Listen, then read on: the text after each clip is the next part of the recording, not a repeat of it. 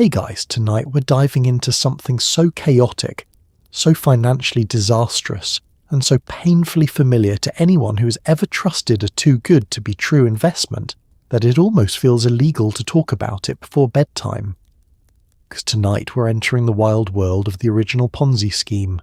Not your cousin's crypto project, not that weird Facebook aunt who keeps building her team. No, we're going straight to 1920s America, a place where jazz was hot, money was fake, and half the country was apparently one enthusiastic handshake away from financial ruin. But before we swan dive into historical nonsense, take a second to like this video and subscribe, but only if you genuinely enjoy what I do here. Truly. Zero pressure, you're safe here. And thank you for suggesting this topic in the first place. I love when we build these stories together. Drop a comment telling me where you're listening from and what time it is, because statistically someone out there is absolutely hearing this at 2:14 a.m. while trying very hard not to think about their credit score. All right. Lights dimmed, fan humming, blankets pulled up so nothing with tiny Depression-era shoes can nibble your toes. Perfect. Now, let's do a little mental stretching. Have you ever wondered what kind of person looked at the roaring 1920s, an era of bootleggers, flappers, and questionable investment advice, and said, "Yes, I will trust that guy with my life savings"? What made people hand over cash to a man promising 50% returns in 45 days? Why did entire neighborhoods line up around the block like Taylor Swift tickets just dropped? Did anyone read anything before signing it? And could you survive in a decade where scams spread faster than gossip at a family reunion, and every financial decision felt like gambling while blindfolded in a wind tunnel?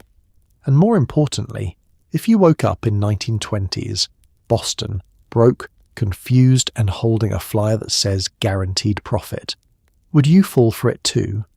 Well, congratulations, you've just woken up in 1920. Right in the middle of the most disastrous financial frenzy in American history.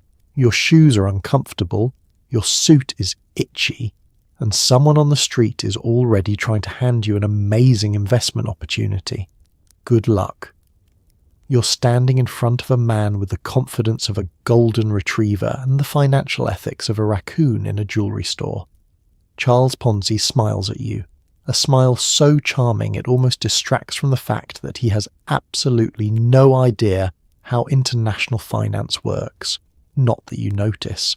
His suit is shiny, his hair is greased to perfection, and honestly, you kind of want to believe him. Ponzi has that rare, dangerous charisma that makes you forget your own name for a second. He leans in slightly when he talks. Like every sentence is a secret he's generously choosing to share with you. And there's something about the way he gestures, broad, theatrical, vaguely Italian in a way that makes you think of pasta and prosperity, that convinces you he must know what he's doing. Anyone that is enthusiastic about money surely has some, right? Let's set the scene a little more. It's 1920, and optimism is the national pastime. Every street corner in Boston feels like it's buzzing, humming, vibrating with the possibility of getting rich in a way no one fully understands. And then here comes Ponzi, stepping into your life like a travelling magician who forgot his cape but remembered the sales pitch. He tells you he can turn your $100 into $150 in 45 days. You blink once, twice. You try to remember if math has always felt this forgiving. As Ponzi continues, he pulls out a small piece of paper, an international reply coupon, and holds it up like he's revealing a sacred relic. It is, objectively, the least exciting object you have ever seen. It looks like something you'd accidentally throw out while cleaning your junk drawer. And yet he presents it with reverence, explaining how this tiny coupon is the key to unimaginable wealth. You nod along, because you don't want to be the only person in the room who doesn't understand international postal arbitrage. Also, you're scared if you ask too many questions he'll take the coupon back and you'll never unlock the mysteries of financial enlightenment. He tells you he came to America with just $2.50 in his pocket. You feel a pang of sympathy. the kind of sympathy that opens wallets. Then he mentions he's already made millions. You feel a new pang, the kind of pang that says, well, if he can do it, surely I can too. His office behind him is a flurry of movement. Phones ring, secretaries scribble, men and women rush past carrying ledgers as if they contain the secrets of the universe, which they sort of do, except those secrets are mainly, we're all ignoring math. The energy in the room is intoxicating, frantic yet hopeful, like the final hour of a holiday sale where everyone believes the last toaster will change their life. Ponzi senses your hesitation and softens his voice. He mentions trust. He mentions opportunity. He mentions that other people, many other people, are already investing. You look outside and see a line stretching around the block like it's the premiere of a movie in which money is the star. And then you notice Ponzi's hands. Not in a weird way. More in a, these are the hands of a man who hasn't done an honest day of manual labour in his life kind of way. They're smooth, expressive, almost delicate. Hands built not for work, but for convincing other people to work for him. Finally, he pats your shoulder, gently, reassuringly, and asks if you want to be part of something big, something revolutionary, something that will change your life. You swallow hard. The room feels warm. The air feels charged. Your common sense quietly excuses itself and goes to lie down. And just like that, Charles Ponzi stops being a stranger and becomes the man you trust with your entire savings. A terrible decision, obviously. But at this moment, you feel like you've just met the financial messiah. America is buzzing with new money, new machines, new hairstyles, and absolutely no regulations. People trust anyone who owns a tie. Banks barely check EDs. And you, swept into the crowd, feel that dangerous optimism that makes everyone say, what could possibly go wrong? Spoiler, everything. Every street you walk down feels like a parade of invention and chaos. Radios shout ads at you. Automobiles honk like caffeinated geese. There are men selling vacuum cleaners out of the trunks of their cars, promising they suck better than anything you've ever owned. And yes, they mean it literally. Everywhere you turn, there's a new gadget, a new business, a new miracle solution for a problem you didn't know you had. It's intoxicating and also extremely suspicious, but you choose not to think about that part. You breathe in the air, the scent of gasoline, cigarette smoke, and ambition, and you feel yourself becoming slightly more reckless with each inhale. It's like the entire decade has slipped something fizzy into your drink. Jazz music spills out of every doorway, each trumpet note whispering, "Go on, take a risk, what's the worst that could happen?" Which is historically the setup for some of the worst things that did happen. Let's talk fashion for a second. Everyone looks like they spent 3 hours getting ready and then sprinted through a wind tunnel of confidence. Men are wearing suits so sharp they could probably slice bread. Women have bobbed haircuts that say, "I make my own decisions," and sometimes they're terrible.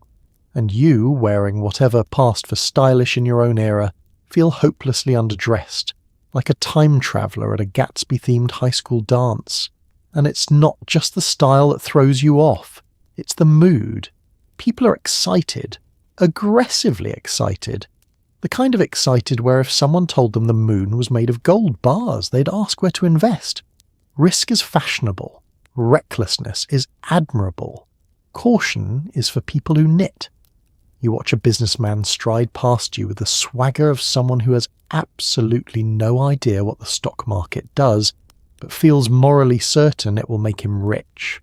He pats your shoulder as he goes, says something like, "Easy money, kid," and continues his confident march toward financial doom. You admire this level of unearned optimism.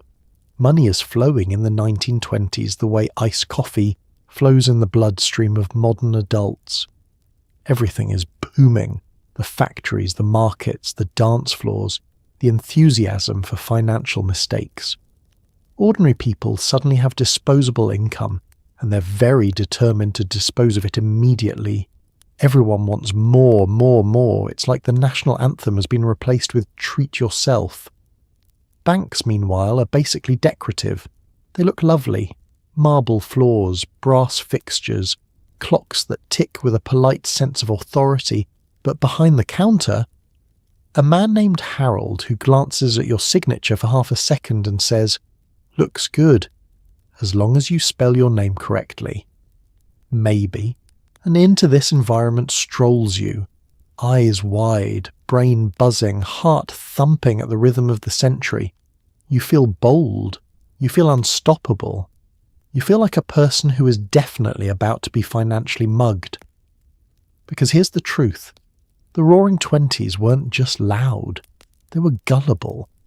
People didn't just trust institutions. They trusted whispers, rumours, charismatic strangers, and anyone who claimed to have a revolutionary method for anything. The economy was like a game of Jenga played on a vibrating table, but everyone insisted it was stable because the tower looked pretty. And in the middle of all this glitter, noise, and unchecked hope, a man named Charles Ponzi steps forward, holding a tiny coupon and a very big dream, a perfect storm, a perfect decade, a perfect moment to be scammed, and you, well, you fit right in. A man waves a pamphlet in your face promising a profit so outrageous it should come with a warning label, 50% return on your money guaranteed. It sounds impossible because it is.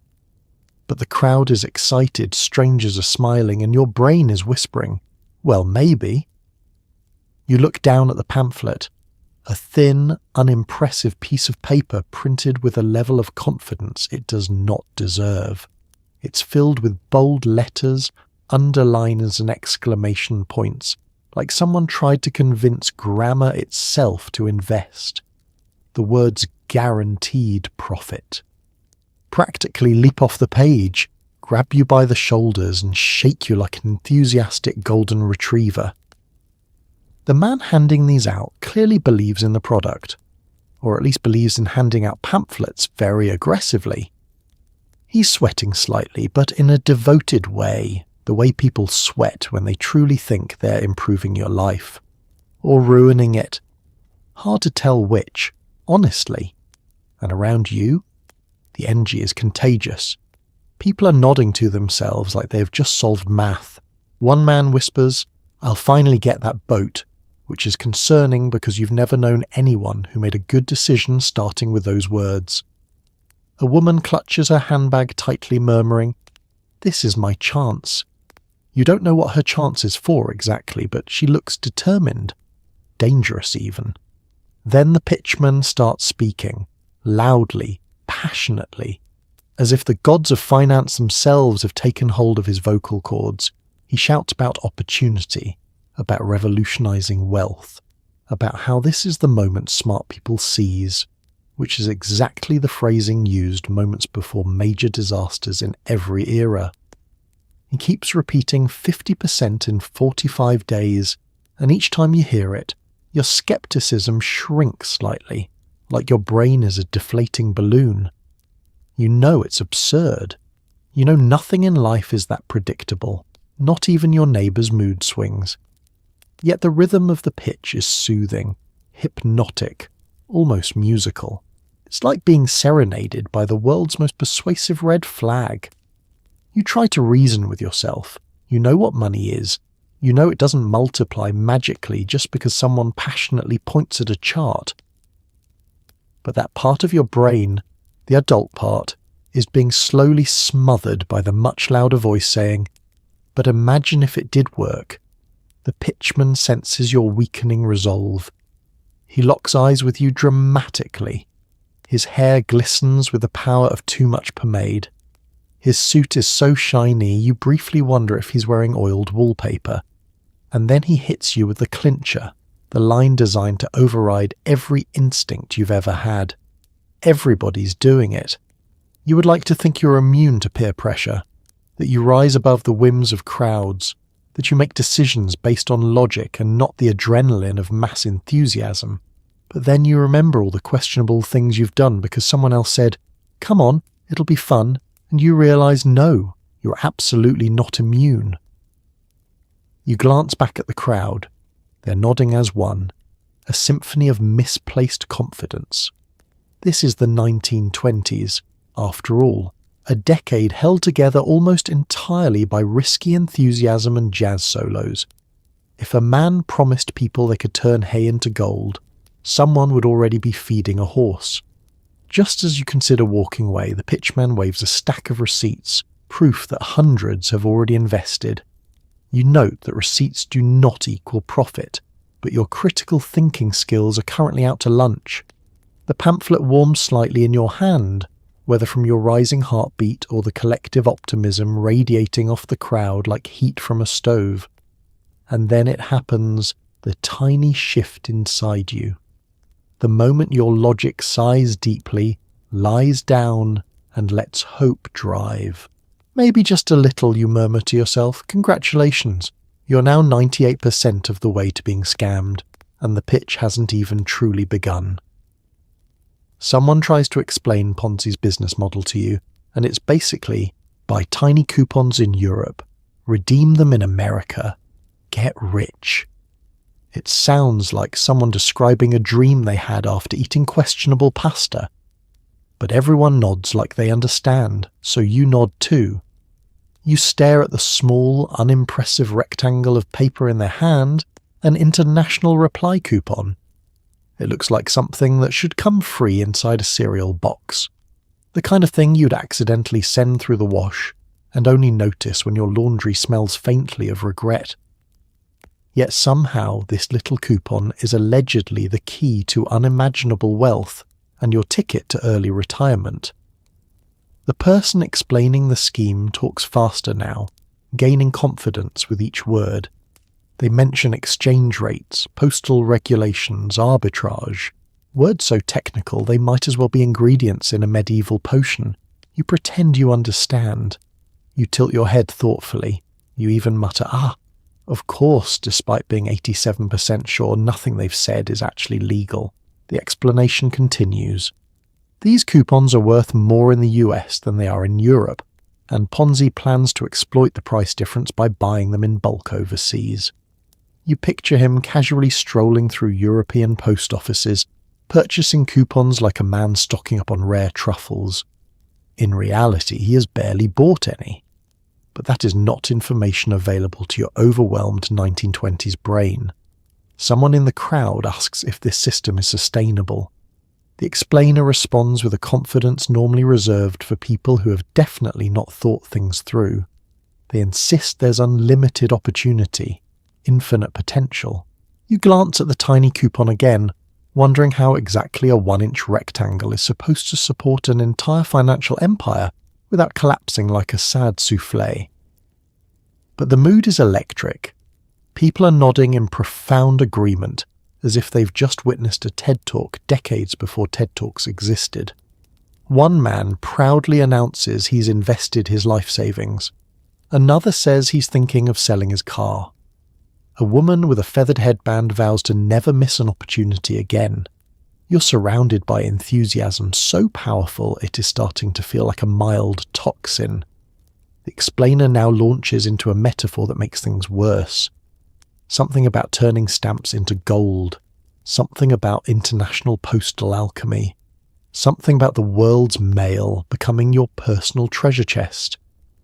You smile politely, even though your brain is blinking like a malfunctioning street lamp. Then comes the part that really gets you. The math. Someone draws a diagram in the air with their hands, explaining that if you buy coupons in countries with weak currencies, then redeem them in America, the profit margin is enormous. They say this as though travelling the world buying postal coupons is a perfectly normal activity, like grocery shopping or screaming into a pillow. You consider asking how Ponzi acquires these coupons overseas, when international shipping takes months and commercial flights barely exist. You want to ask how many coupons he would need to make millions. Spoiler, more than physically exist on Earth. But the crowd is beaming at you like you're the weird one for having questions. So you don't ask. You nod along. You adopt the same thoughtful expression everyone else is wearing. The expression of a person who absolutely does not understand what is happening, but refuses to be the only one who admits it. The explainer finishes with a flourish, concluding that Ponzi has cracked the code of international finance. You glance down at the coupon again. It still looks like trash. You remind yourself that you once got confused by your own bank statement, so maybe you're simply not built for this level of genius. People clap softly. Someone says, "Incredible." Someone else whispers, "He's changing the world." And you, caught in the current of collective delusion, feel yourself drifting calmly toward belief. Because if enough people nod, you nod too. If enough people smile, you smile too. If enough people insist a scrap of postage can make you rich, well, suddenly it doesn't seem so ridiculous. It is ridiculous, of course, but you'll figure that out later. You find yourself in a line wrapped around the block. People clutch checkbooks like they're holding newborn babies. The air smells like sweat, hope, and bad financial decisions. And somehow you feel excited. You don't even remember deciding to join the line. One moment you are observing it from a polite distance, and the next you are swept into formation like a leaf in a gust of overly enthusiastic capitalism. The crowd moves with a slow, anticipatory shuffle, the kind you normally only see at amusement parks, the DMV, or anywhere free samples are involved. Behind you, a man loudly recounts how he made back his investment in mere days, his voice brimming with pride and the unmistakable energy of someone who has not actually done the math. In front of you, a woman fans herself with a newspaper featuring Ponzi's smiling face, her feathered hat trembling like it's also financially invested. Someone else mutters that this is the future of wealth, and you nod along as if you've been saying that for years. The sun beats down on the sidewalk, and the heat mingles with the nervous buzz radiating off the crowd. It's potent, electric, the kind of energy that makes people act irrationally, like buying expensive gym memberships in January. You can feel yourself being pulled along by it, one small breadcrumb at a time. A man in suspenders turns to you and says, "You in for the big one, kid?" He doesn't explain what the big one is, and you don't ask, because asking questions in this line feels taboo, like asking someone at a wedding if the couple truly seems compatible. Best not to ruin the mood. Someone else whispers conspiratorially that they heard Ponzi's doubling money overnight now. This rumour spreads through the line like a cold through an elementary school, gathering embellishments as it goes. By the time it reaches the far end, Ponzi is not only doubling money, but also healing the sick and balancing the federal budget. A woman behind you taps your shoulder to offer a peppermint, which feels oddly ceremonial, like you're being initiated into a secret society whose only rule is, please stop thinking. You take the peppermint. You deserve a treat for being financially reckless. As the line inches forward, you catch glimpses of Ponzi's office. Men carrying stacks of cash so tall they wobble dangerously. Clerks scribbling numbers like their pencils are about to combust. A general atmosphere of, we weren't trained for this. You tell yourself that a chaotic office is a sign of booming success, not imminent structural failure. It's amazing what mental gymnastics you'll perform when peer pressure and greed hold hands. The person next to you leans in and whispers, "Can you believe banks are trying to shut him down?" They're scared because he's smarter than they are. This is followed by a round of approving murmurs. You find yourself nodding with the solemn wisdom of someone pretending to understand a foreign language. Hours pass. Your feet ache. Your brain buzzes. The smell of the crowd grows more noticeable. Somewhere down the line, someone starts singing a jazz tune, and others join in like, this is the most festive financial crisis of the century.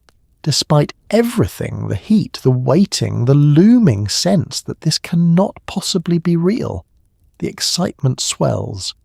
You feel a kind of shared delusion pulsing through the line. It's comforting, cozy even, like you're all wrapped in the same warm blanket of denial.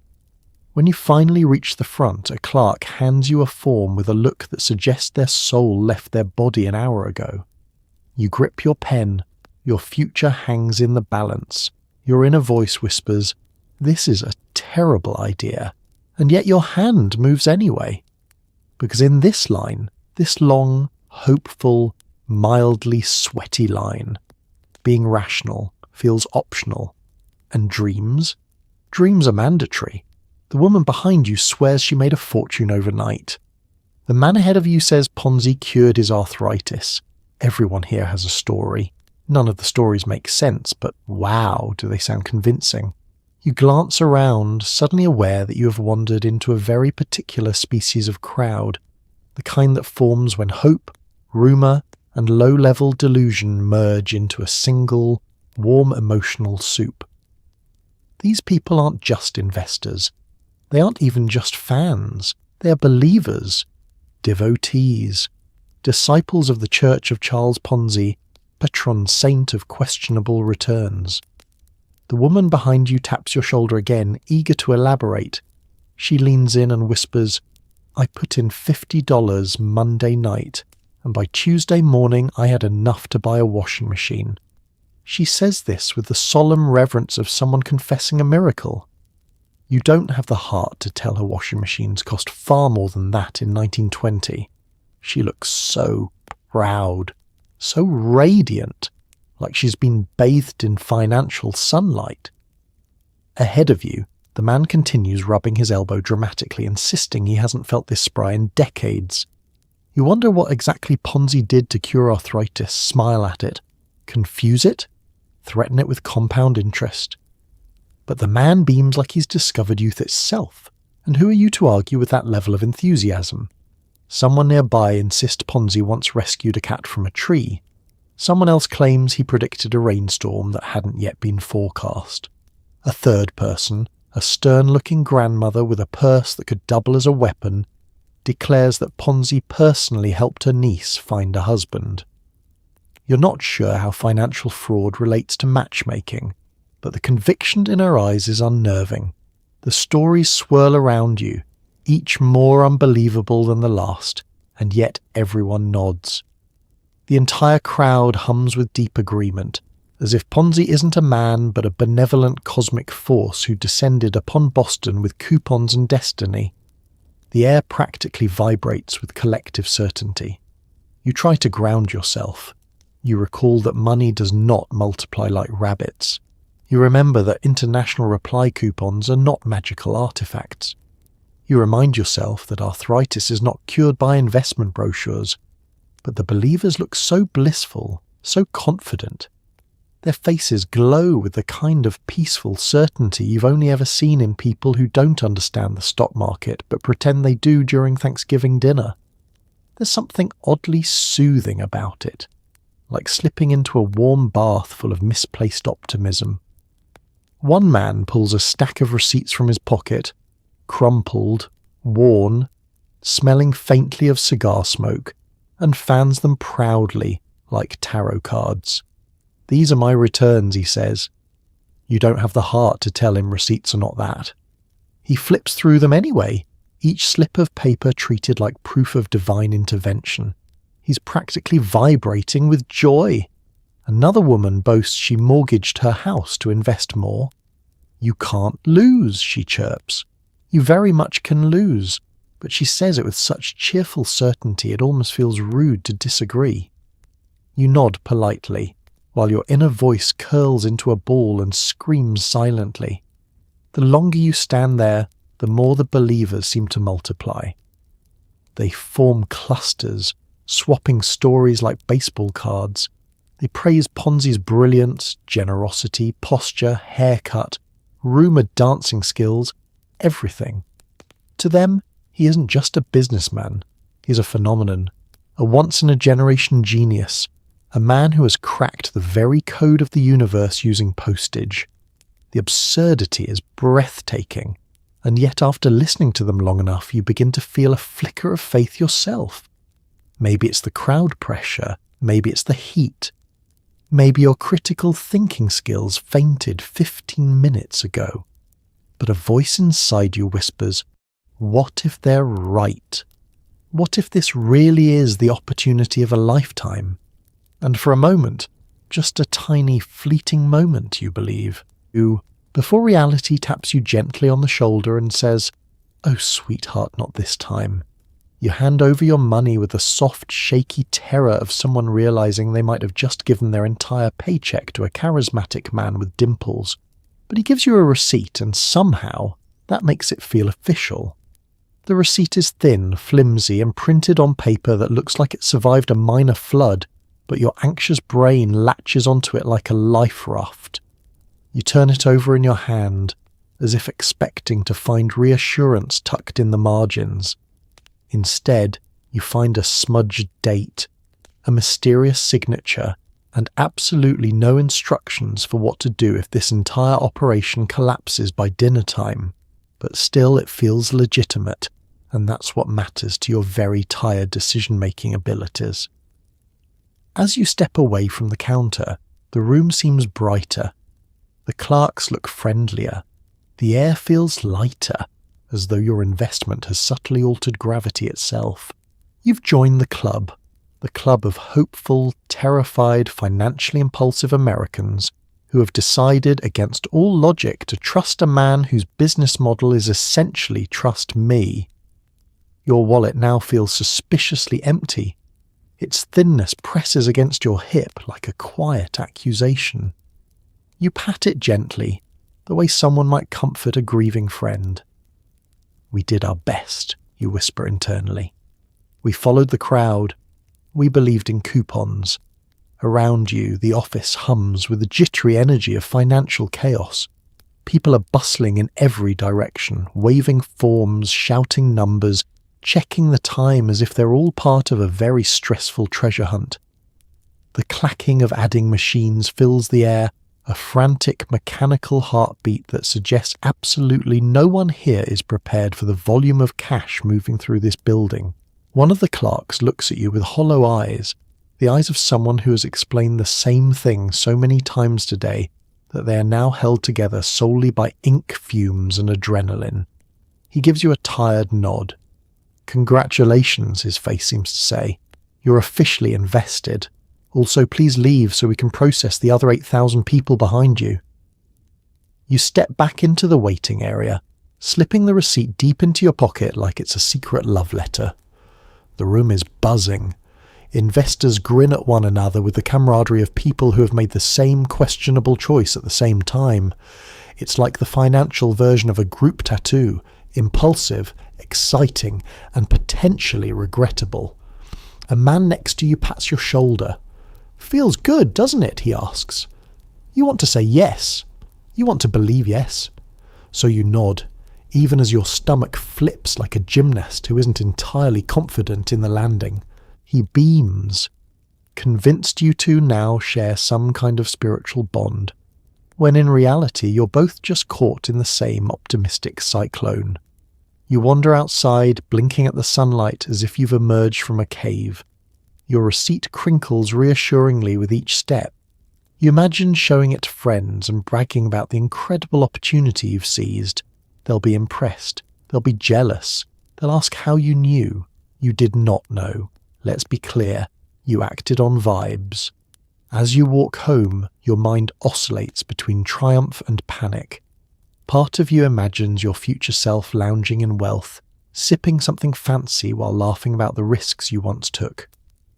Another part imagines living in a cardboard box behind a jazz club, muttering about stamps.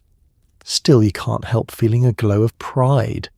You did something bold, brave, slightly unhinged, and in a decade like the 1920s that practically makes you normal. When you finally tuck your receipt into a drawer, smoothing it lovingly as if it's a newborn birth certificate, a final thought crosses your mind. I really hope this works. It won't. But for now, you sleep a little easier believing it might. You wake up the next day to people buying cars, suits, houses, and decorative lamps shaped like swans. Everyone is suddenly wealthy. You feel left out, which is historically the moment humans make very bad decisions. You step outside and immediately notice the transformation. Yesterday your neighbours were sensible, modest, and occasionally grumpy in the way all people are before coffee. Today, they're glowing, radiant, practically levitating with prosperity. Someone down the street has purchased a motorcar so shiny it looks illegal. Another neighbour is wearing a suit striped so boldly it might cause seizures. Even Mrs. Donnelly, who spent the last decade declaring she never trusted newfangled nonsense, is now strolling by with a fur stole and the gait of a woman who just found gold in her sugar bowl. You blink. Once. Twice. Because this is not normal economic behaviour. This is a synchronized financial fever dream. People wave their receipts in the air like victory flags. Investors parade around with the confidence of people who absolutely believe wealth is permanent. One man shouts, "Ponzi did it again!" Even though it's unclear what exactly Ponzi has done, aside from giving people feelings. The energy is intoxicating. The entire neighbourhood hums with the buzzing vibrato of greed and mild delusion. It's like someone spiked the city's water supply with optimism. You can practically taste it. Warm, fizzy, slightly overcarbonated. You walk past a couple arguing affectionately about which mansion they'll buy once the next payout hits. A teenager brags that he's going to buy the world's largest sandwich. A woman nearby insists she's planning to retire at 30.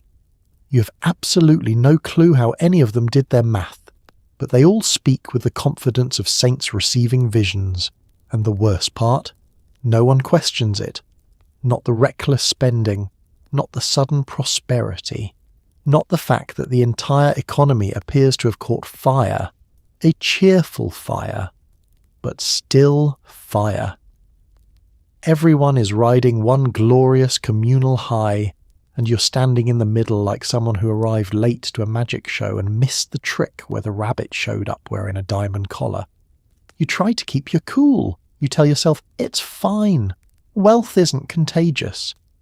But then you notice that even the pigeons seem to be waddling with a little more confidence, and you start to wonder whether you should have invested more, or sooner, or maybe you should have invested twice. Is that even possible?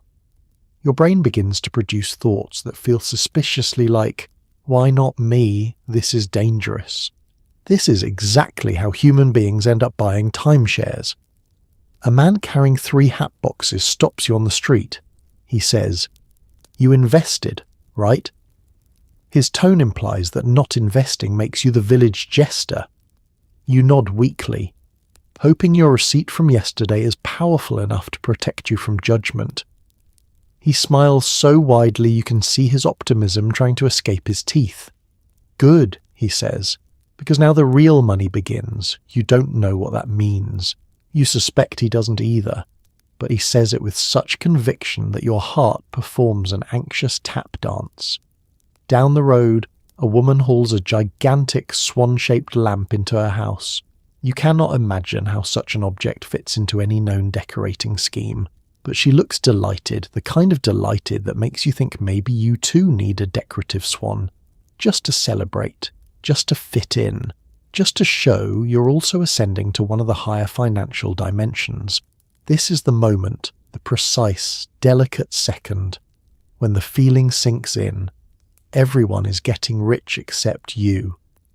And that thought, that tiny, poisonous, irresistible thought, is historically where the worst financial decisions bloom like flowers in radioactive soil.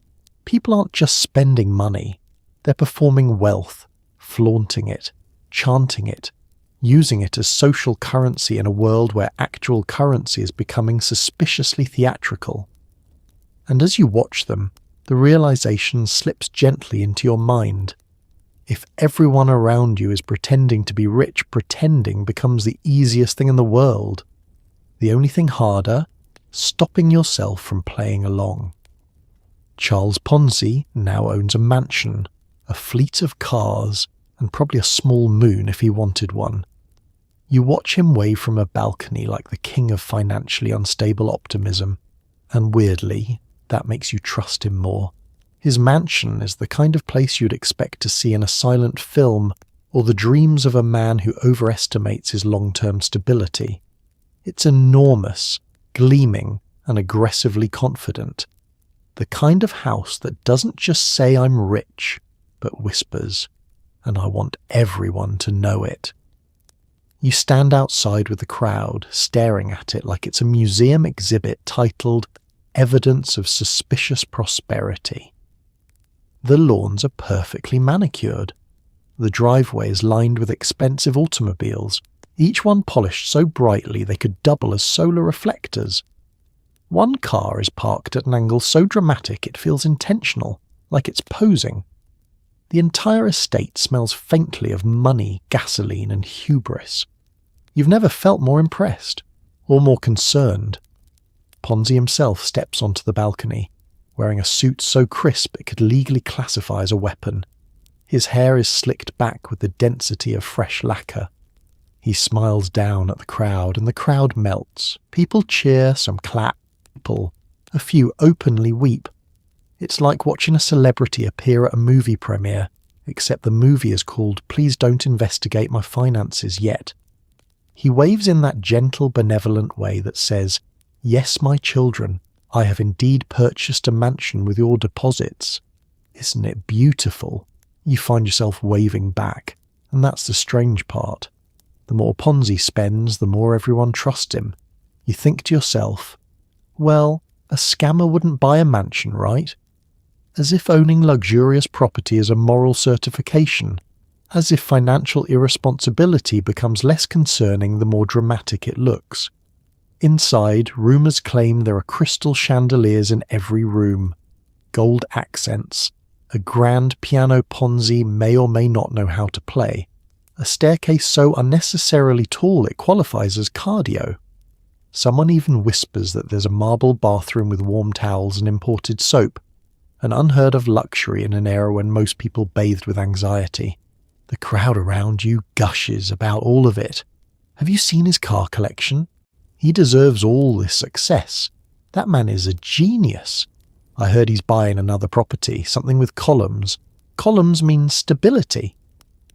You nod politely, pretending you two are an expert on architectural wealth indicators. And the thing is, you start believing it. His mansion feels like proof. His cars feel like evidence. His balcony waves feel like divine assurance. Modern, you would recognize this as textbook, sunk cost fallacy, wrapped in shiny packaging. 1920s. You, however, is just thrilled to see someone spending money confidently, without immediately bursting into flames. Ponzi's lifestyle becomes a spectacle of aspiration. Newspapers photograph his mansion from dramatic angles. Ladies in feathered hats gossip about his taste in imported rugs. Men in bars raise glasses to him as if he single-handedly rebuilt the economy with charisma and coupons. And each new extravagance convinces more people to invest. If he's spending money, he must be making money. If he's making money, you could make money. If you could make money, then maybe this whole scheme is actually legitimate. Meanwhile, a small voice in your head whispers, shouldn't a business built on postage coupons look slightly more postal? You ignore it. You're surrounded by enthusiasm, wealth, and a mansion that gleams like a beacon of financial denial. Ponzi grins once more from the balcony, a man surfing a wave of absurd prosperity with perfect balance. You stare up at him, your wallet trembling somewhere in your pocket, and think, a person with that much confidence could never be lying. History disagrees, of course, but history isn't here right now. Only Ponzi is, and he looks magnificent. A reporter asks you what Ponzi actually does. You stare at them like a deer caught in philosophical headlights, because you do not know at all, and neither does anyone else. The reporter waits patiently, pencil hovering above a notebook with a hungry anticipation of someone hoping you'll accidentally confess something explosive. You open your mouth. Nothing comes out. You open it again, like maybe the words will materialize magically if you move your jaw enough times. They do not. Because deep down, in a place you've politely ignored, you realize you've never once questioned what Ponzi's business actually is. You mutter something vague about international finance, a phrase you've heard thrown around in the crowd but never fully understood. The reporter raises an eyebrow. Not a friendly eyebrow, the investigative kind. The kind that says, "Please continue so I can destroy you gently in tomorrow's paper." You start sweating. The reporter moves on to the next person in line, and you listen carefully to see if they know more than you. They do not. The first person claims Ponzi's making money from global postage opportunities. The second swears he's invented a new kind of banking. The third, a man with a magnificent mustache, insists Ponzi has connections in Europe, despite having no idea what those connections are or whether Europe knows Ponzi exists. Each answer is wrong in a different, breathtakingly confident way. The reporter scribbles furiously. This is not a good sign. Soon, newspapers start printing tiny, unassuming articles with headlines like, "Is Ponzi too good to be true? Where does the money come from?" And the truly ominous, "What is an international reply coupon?" People read them, shrug, and go back to investing, because the 1920s is allergic to skepticism. But the reporters are relentless. They start asking harder questions, real questions, the kind adults should have asked months ago. Questions like, has anyone actually seen these coupons? How many exist? Is this mathematically possible? What does Ponzi mean by, don't worry about it? Questions that make your stomach feel like it's trying to exit your body through your ribcage. Soon, investigative journalists swarm the city like caffeinated wasps. Their hats tilt at aggressive angles. Their coats flap dramatically in the wind. They attend meetings, poke around offices, interview clerks, accountants, neighbours, anyone who ever stood within 3 feet of Ponzi or thought about postage for longer than 5 seconds. Their growing skepticism fills the air. A thin metallic scent that mixes uneasily with the community's blind enthusiasm. It's like watching someone wave a fire extinguisher at a room full of people, insisting the flames are part of the ambience. One day, you overhear a group of reporters arguing loudly on a street corner. They toss phrases around like unsustainable, mathematically impossible, and "Please stop threatening to hit me with your umbrella, sir." The tension simmers. The crowd grows uneasy. For the first time, you feel a tiny crack forming in the glossy surface of Ponzi's empire. A hairline fracture of doubt. But just as quickly, someone nearby scoffs. The press is jealous. And the crowd relaxes again. Because nothing soothes financial panic like the reassurance that skepticism is simply envy in a trench coat. The reporter who first questioned you reappears days later with a new notebook and a new intensity. They ask again, "Do you understand how Ponzi makes his money now?" You take a long breath, a very long one, the kind of breath people take when preparing to confront their life choices. Not really, you admit. The reporter nods knowingly. "No one does," they say, almost gently, almost sympathetically, as if you are not merely uninformed, but part of a much larger and far more entertaining human catastrophe. They walk away, ready to publish whatever bombshell they've uncovered. You stand there, receipt trembling in your pocket, and finally confront the truth you've been avoiding. You invested in a man whose entire business model can be defeated by a single curious journalist.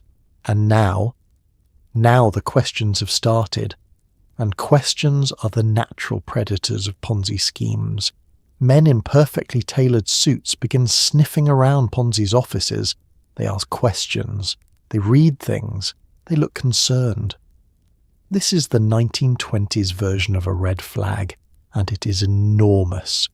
You spot them immediately because they move differently than everyone else.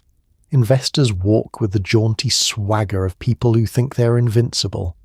Clerks hurry with the chaotic skitter of mice trying to outrun a broom, but these men, these government investigators, glide. Smoothly, silently, like very stylish sharks, with hats. Their hats, in fact, are immaculate.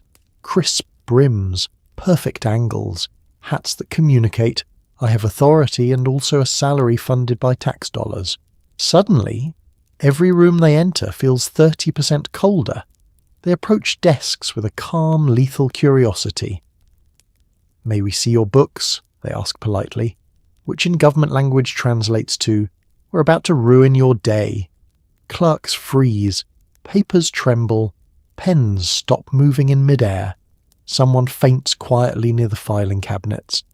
You hover near the back of the room, trying to look smaller, less financially gullible, maybe even invisible. But one of the investigators glances your way, his eyes sharp, assessing, as if he can sense your receipt burning a guilty hole in your pocket. You look away immediately. Your ancestors feel the embarrassment ripple through time. The investigators begin opening drawers, flipping ledgers, examining the contents with expressions normally associated with discovering a raccoon in the pantry. They whisper to each other in low voices, the kind of voices that suggest they're finding exactly what they expected, which is terrible news for everyone involved. One man taps a page with his pencil and mutters, "This doesn't add up." Another replies, "Nothing here adds up." A third sighs the sigh of a man who will be writing reports for weeks. The hat brims tilt lower. This is serious. You hear murmurs spreading through the crowd outside. Words like audit, investigation, missing funds, and loose math. People are anxious but not anxious enough. Some reassure themselves by saying things like, "It's routine," or "They're just jealous," or "The government doesn't understand genius." This is the exact same energy as watching someone ignore smoke coming out of their car engine, while insisting it's probably normal. Inside, the investigators take notes with terrifying efficiency. Their pencils move so fast it feels like the graphite is personally offended. At one point, a clerk tries to explain the international reply coupon strategy to them. He gets halfway through before one investigator raises his eyebrow so sharply it could file paperwork by itself. The clerk stops talking. Meanwhile, Ponzi arrives at the office, strolling in with the confidence of a man who believes reality is optional. When he spots the hats, his smile flickers, just briefly, like a candle caught in a cross breeze. But then it returns, stretched wider, shinier, maybe even a little desperate around the edges. "Gentlemen," he says, voice smooth, "what can I do for you?" The investigators do not smile back. They never smile back. Their job is specifically not to smile. Ponzi insists everything is fine. Wonderful. Even. He gestures grandly. He laughs loudly. He taps his chest and declares his honesty with the fervour of someone who has not been honest in quite some time. The hats remain unimpressed. One investigator leans in and whispers something to another. You don't hear it. But you do see Ponzi's jaw tighten, just a fraction, before he regains composure and offers the men a tour of his office. They decline. That's when you know things are bad. When people stop accepting free tours, the facade is cracking. Outside, rumours swirl like autumn leaves. They say the books aren't right. They say the math is impossible. They say the government is staying overnight. You swallow hard. Because when government men with excellent hats stay overnight, nothing good follows. And as the sun sets, you feel a chill settle in your chest, the first quiet whisper of a truth you've been resisting. If this were legitimate, the hats wouldn't be here, and they definitely wouldn't look this concerned. Someone finally does the math and realizes Ponzi would need more postage coupons than they exist in the known universe. You pretend to understand the math, nodding slowly as dread creeps up your spine like a cold draft. The problem begins innocently enough. A young accountant, the kind of earnest, bespectacled person who alphabetizes their thoughts, decides to calculate how many coupons Ponzi would actually need to sustain this guaranteed return miracle. You don't know this accountant, but you already dislike him. He represents something you've spent weeks avoiding: reality. He stands in the middle of the office holding a clipboard covered in frantic scribbles.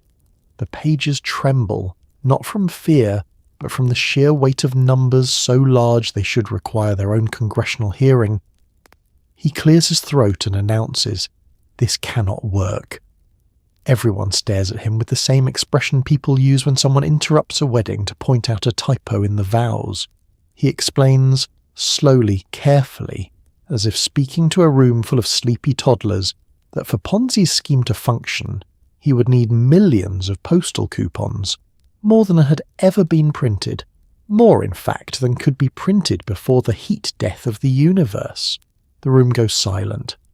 Then someone says, "Well, maybe he has connections." This is the precise moment you realize the human brain is capable of Olympic-level denial. The accountant continues, undeterred. He draws diagrams. He makes charts. He circles numbers. He underlines things aggressively. At one point he even flips the paper around so everyone can see, like a school teacher revealing a particularly disappointing test result. You nod along solemnly, even though the math might as well be ancient hieroglyphics. You have no idea what any of it means. You only know that the accountant keeps using phrases like logistically impossible, geometrically absurd, and we're all in danger. The dread creeps deeper. Meanwhile, the crowd reacts in waves. One group insists the accountant is wrong. Another insists he's jealous. A third insists he's using new math, which is apparently untrustworthy. Someone behind you mutters, "Numbers can't be trusted," which is objectively false but emotionally relatable. You watch the argument unfold and suddenly you're aware of two truths happening at the same time. Truth number one, the accountant is absolutely correct. Truth number two, no one wants him to be. This is the math problem no one asked for, the quiet, inconvenient revelation that the entire empire is balanced on a number line made of dust and wishful thinking. As the accountant finishes, the tension in the room shifts. Not enough for panic, just enough for discomfort, like discovering the chair you're sitting on has one new screw, but deciding to keep sitting anyway because standing feels like giving up. Then Ponzi appears, because of course he does. He senses danger like a migratory bird senses weather patterns. He strides into the room with a smile so wide it might be medically concerning. He claps the accountant on the back and declares, "We appreciate your enthusiasm." The accountant looks like a man being gently escorted out of his own intervention. Ponzi launches into a speech about vision, innovation, opportunity. He waves his arms. He paces. He smiles at individuals in the crowd with fatherly warmth. It's dazzling, hypnotic, high-level emotional manipulation, and it works. By the time he finishes, half the room is applauding. The other half is crying. The accountant is recalculating silently, like a man trapped in a nightmare he accidentally created. You stand there, receipt in hand, pulse thudding softly, and realize that the real math problem is happening inside you. How many red flags can one human ignore before they trip over all of them at once? You don't know, but you're very close to finding out.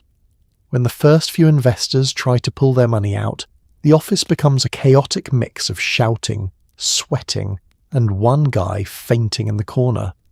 You suddenly wish you had kept your cash under your mattress. It starts small, a whisper, a rumour, a quiet request at the counter from a man who looks like he didn't sleep well. He asks for his payout, voice trembling just slightly.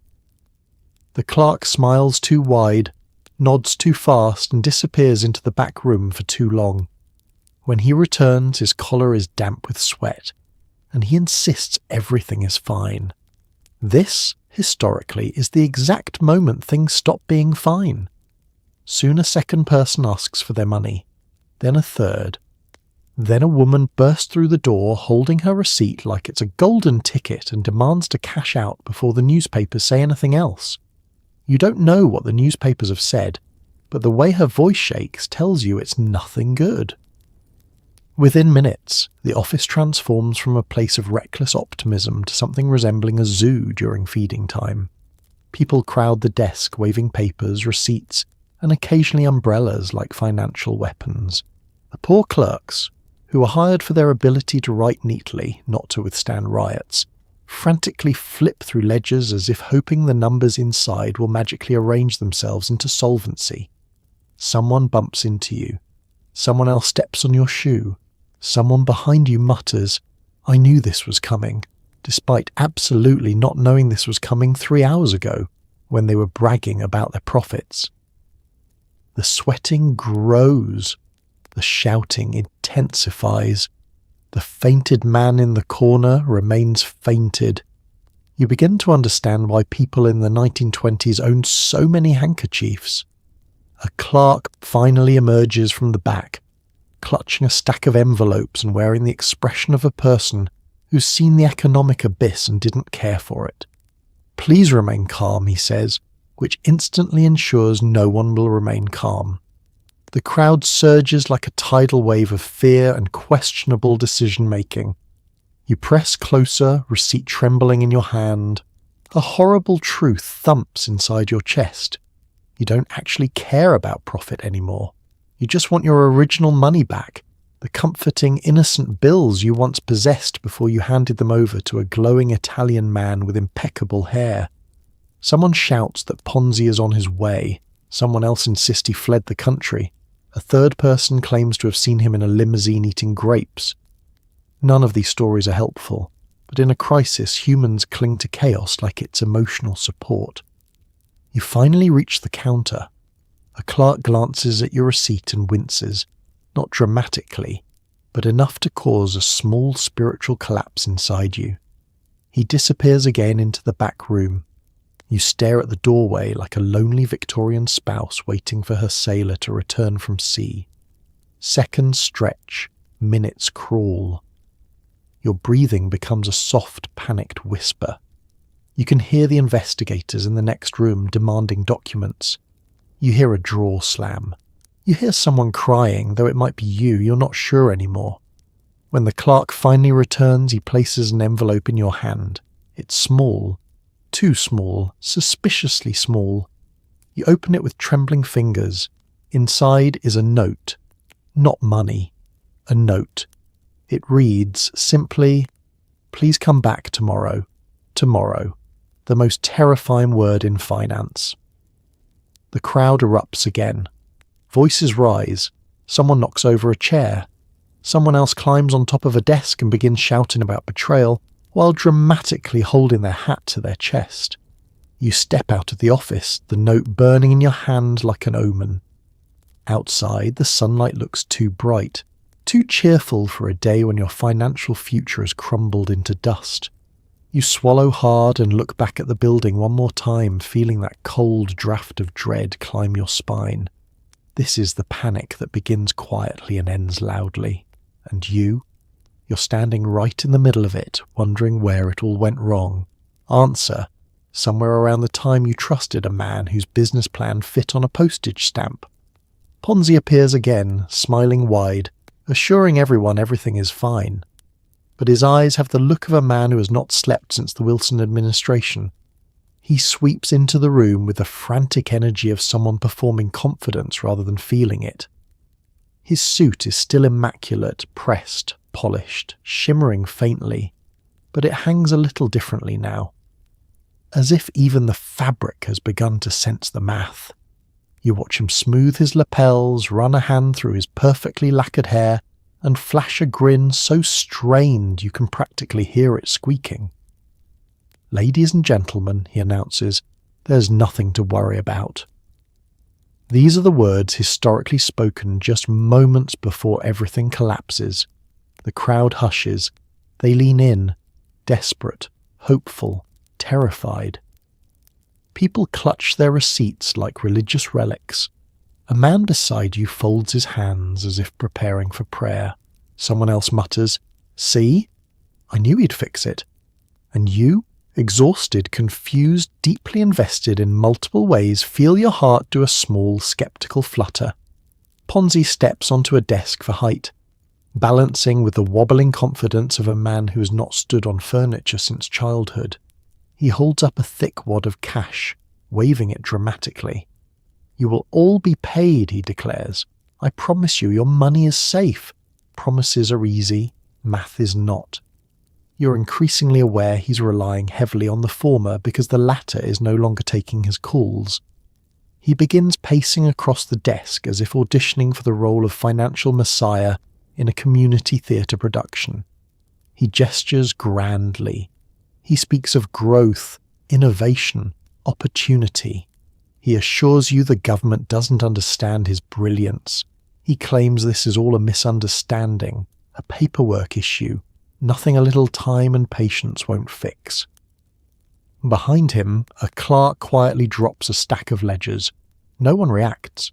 Everyone is too busy watching Ponzi beam like a man hoping optimism alone can hold up a collapsing economy. "Believe in me," he says, placing a dramatic hand over his heart. "Have faith." Someone in the crowd actually whispers, "We do," in the same tone typically reserved for spiritual awakenings or witnessing a celebrity wink at you. But you notice the tremor in Ponzi's hands, the twitch at his jaw, the sweat gathering beneath the shining surface of his confidence. His eyes dart toward the investigators hovering near the door. Their hats tilt disapprovingly. Their notebooks are open. Their eyebrows are raised to heights previously unknown to mankind. Ponzi glances away quickly, as if hoping the force of his speech will cause them to evaporate. "What we need," he announces loudly, "is unity. Calm. Continued investment," the room murmurs. Continued investment. Now. That's like asking everyone to reboard a ship that is visibly, audibly sinking. But the spell he casts is strong. People want to believe. They need to believe. Hope is a powerful drug, and in 1920 it is being administered without dosage instructions.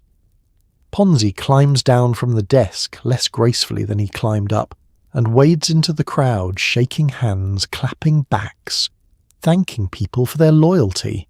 He repeats, "Everything is fine," so many times it stops sounding like reassurance and starts sounding like a distress signal.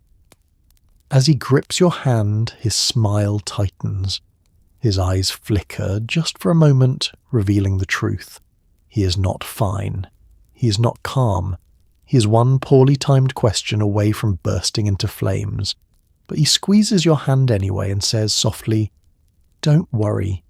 You nod, because what else can you do?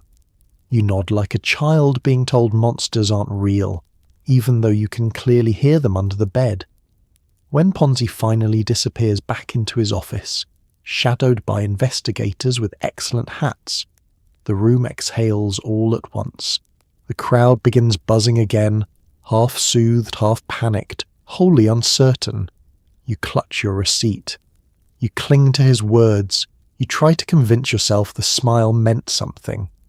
But deep down, you feel it. That wasn't confidence. That was desperation with hair gel. In one awful moment, the entire scheme falls apart. People rush the office. Doors slam. Papers fly. Somewhere, a banker screams faintly in the distance. It happens fast. Faster than gossip spreads at a family reunion. Faster than stock prices drop when someone coughs on Wall Street. One minute you're clutching your receipt with cautious optimism. The next minute the city feels like it has been set on fire. Not a comforting fireplace fire, but a did someone leave the stove on and move to Europe kind of fire. Rumours explode like firecrackers. Someone claims Ponzi has disappeared. Someone else swears he's barricaded inside the office. A third insists he's been spotted boarding a ship, carrying 2 suitcases and a suspiciously large violin case. Nobody knows which rumour is true, but all of them feel equally possible. Your stomach twists into a tight, anxious knot. People sprint past you toward Ponzi's building, men, women, office clerks, one very determined grandmother with umbrella raised like a weapon. They slam into the doors slam back. You get swept into the crowd like a piece of driftwood in a financial hurricane. Inside, chaos reigns. Desks overturn. Papers whirl through the air, falling like the world's least helpful confetti.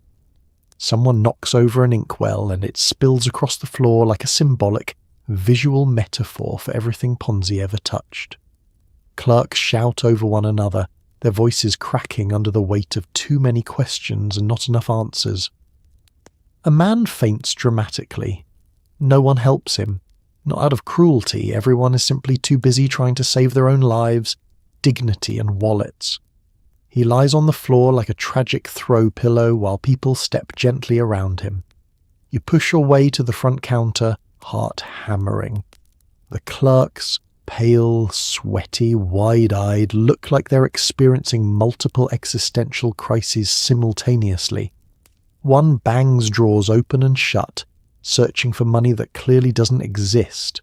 Another is flipping through ledgers with the frantic energy of someone looking for Narnia at the back of a filing cabinet. "Where's my money?" someone screams. "Where's anyone's money?" someone else replies. Both good questions, neither with good answers. The investigators with excellent hats are there too. Their hats look concerned now. Very concerned.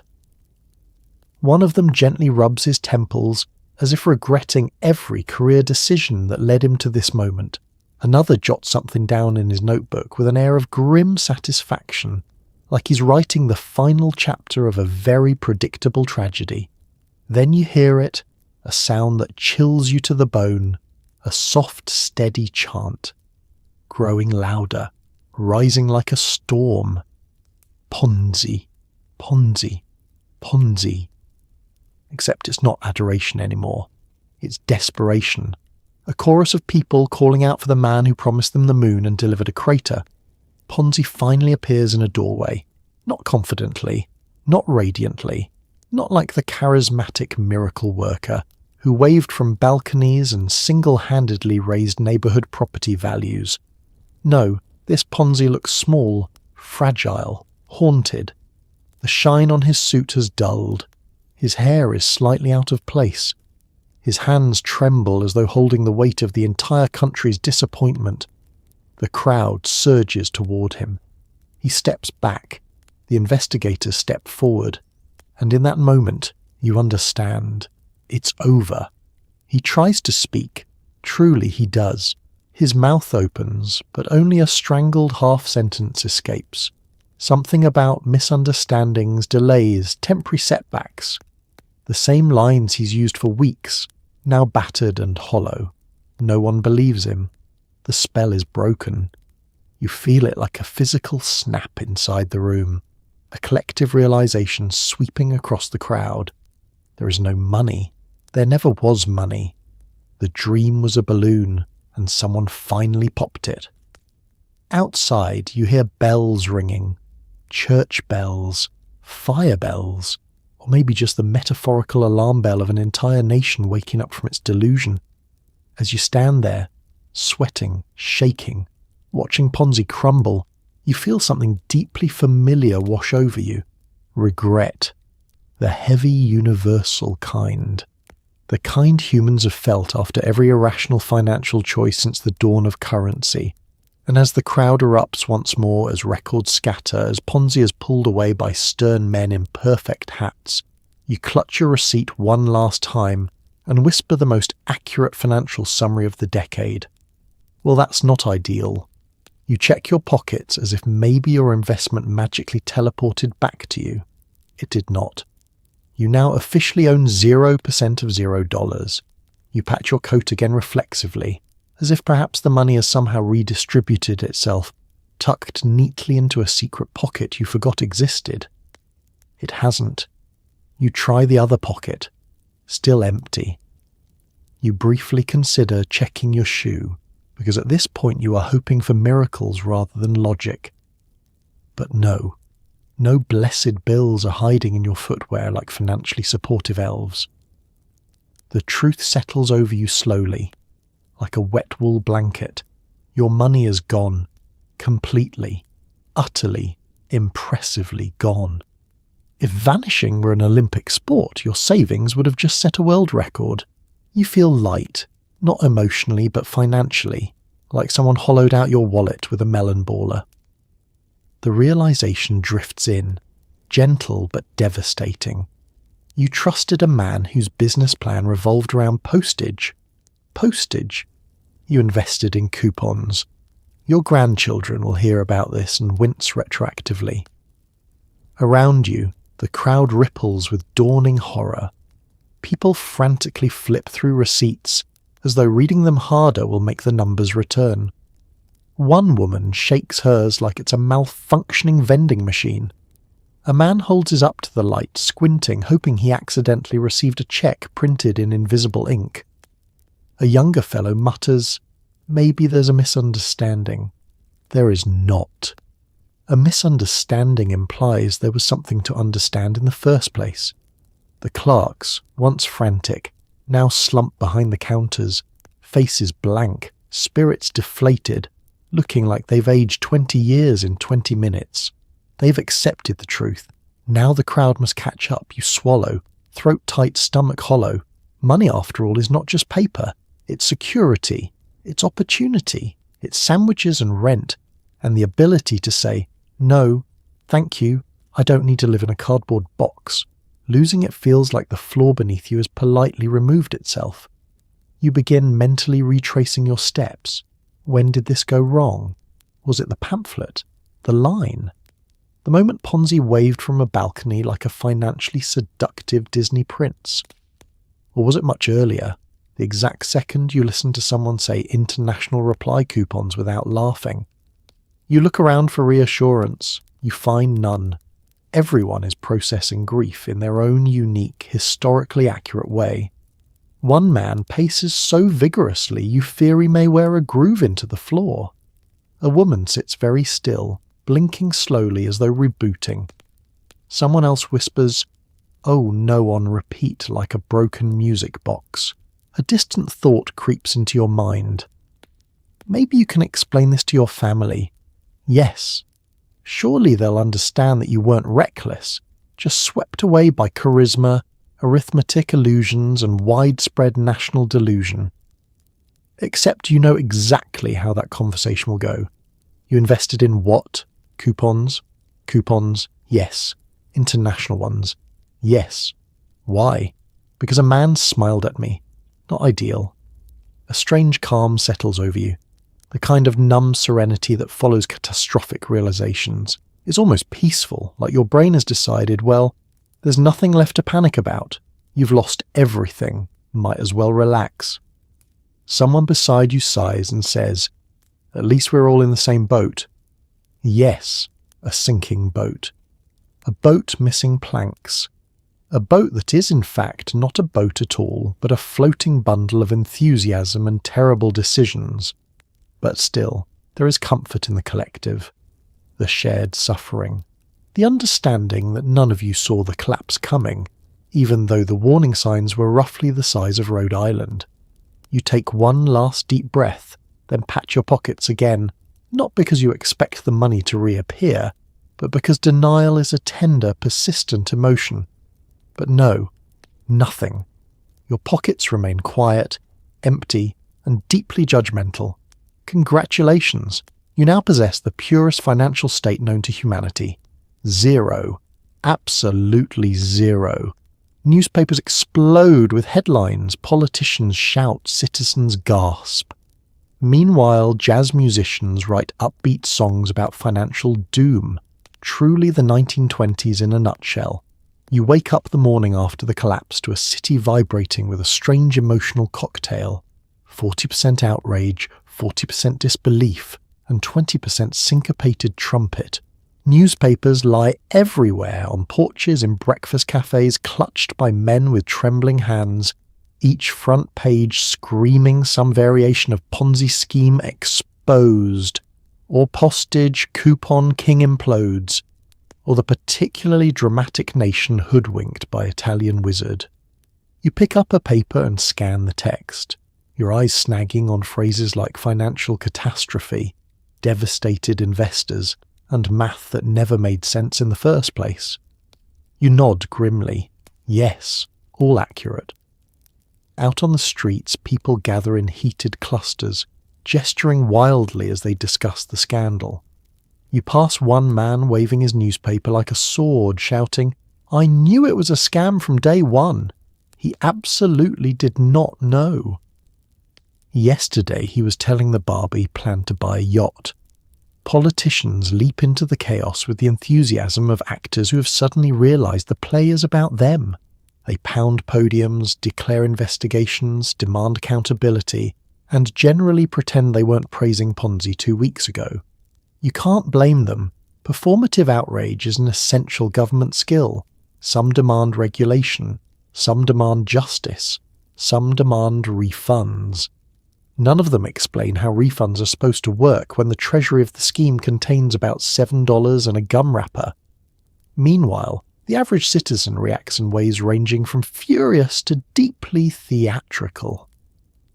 Housewives gossip over fences. Commuters shake their heads on streetcars. Elderly men in rocking chairs mutter things like, "In my day, scammers had the decency to fail quietly." Grocery clerks speculate loudly about Ponzi fleeing on a camel. Children play a new game called Find the Coupon, which is exactly as cruel as it sounds.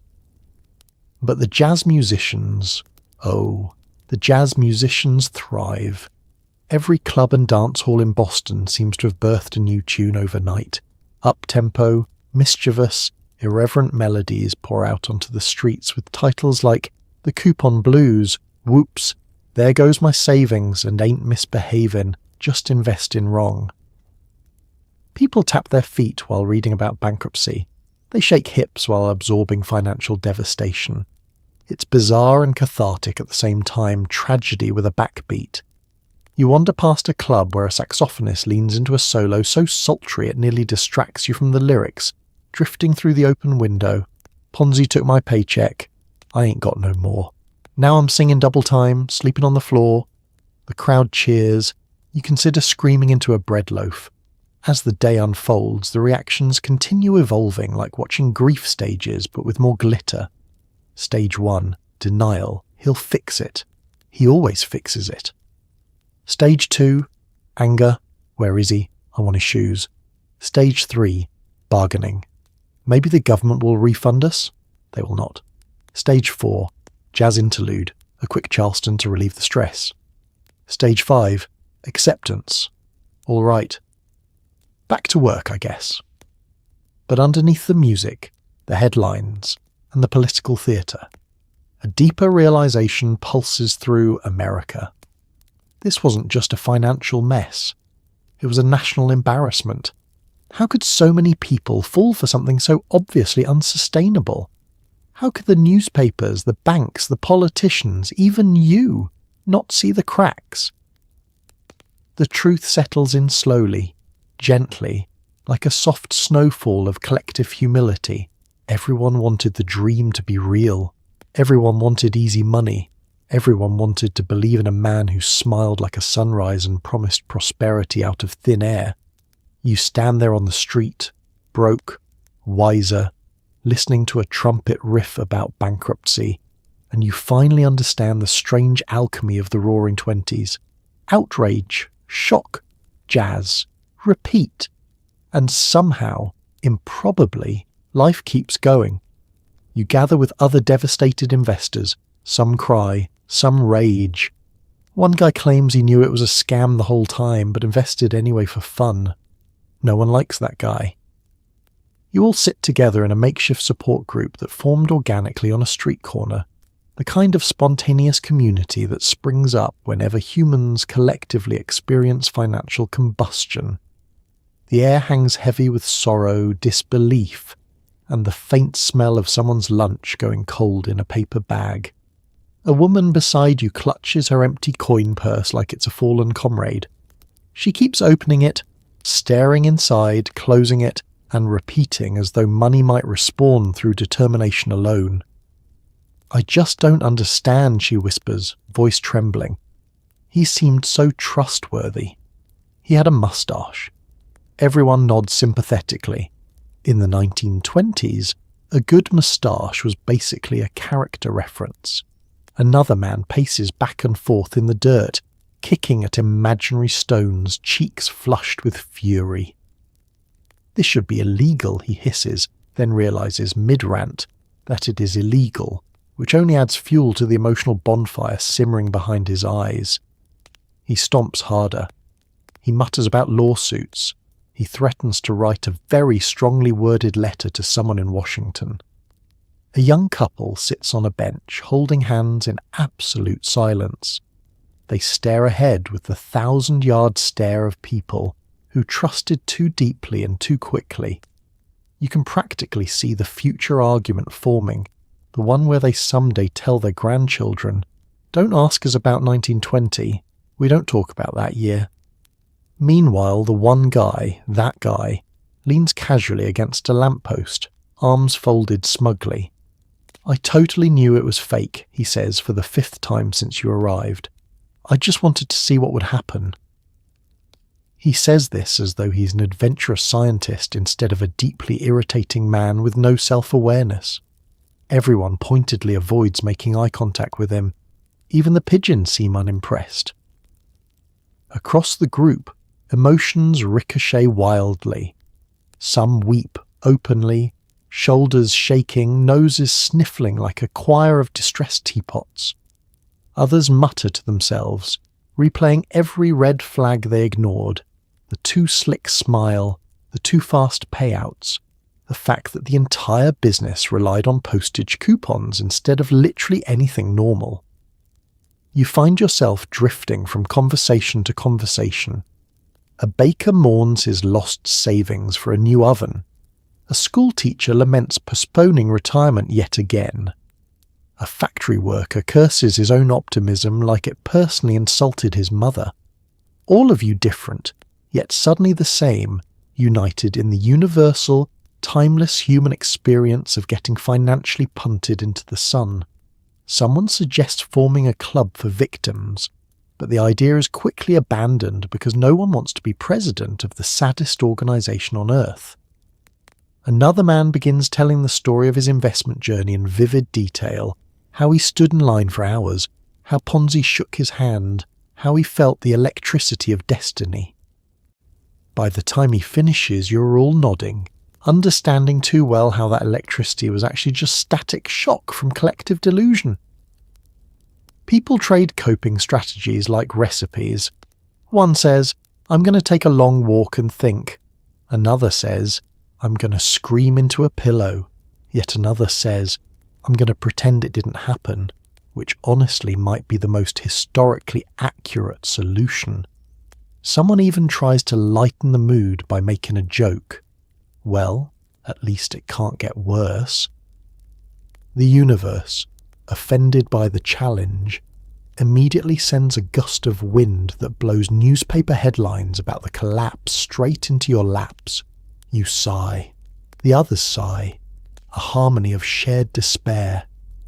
And still underneath the wreckage, something warm flickers among you.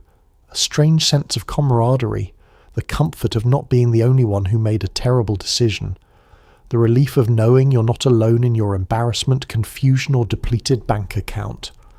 It's the quiet truth of collective disaster. Suffering feels a little softer when someone is sitting beside you saying, "Yeah, same." And as the group slowly disperses, you realise something oddly soothing. You may have lost your money, but at least you gained company, and absolutely none of you like that one guy. He's arrested, tried, imprisoned, then released, then arrested again, then deported. Watching Ponzi's legal journey is like watching someone fall down a flight of stairs in slow motion. The whole saga unfolds with a chaotic slapstick quality that would be funny if it weren't directly connected to the ruins of your bank account. You stand among the crowd outside the courthouse, squinting at the scene as reporters scribble madly and officials shuffle in and out of the building with armfuls of documents that definitely do not contain your missing money. Ponzi emerges from his first arrest looking oddly refreshed, as though he spent the night not in a jail cell but at a spa where the primary treatment is denial. Cameras flash. People shout questions. He beams, waves, and assures everyone he will clarify everything soon. This is a suspicious phrase. Historically, when someone promises to clarify, they clarify absolutely nothing. Inside the courtroom, you watch as lawyers argue with the frantic intensity of people trying to solve a problem using only half the instructions and none of the tools. They present evidence, charts, witness statements, and a pile of postal coupons that looks vaguely sad and slightly wrinkled.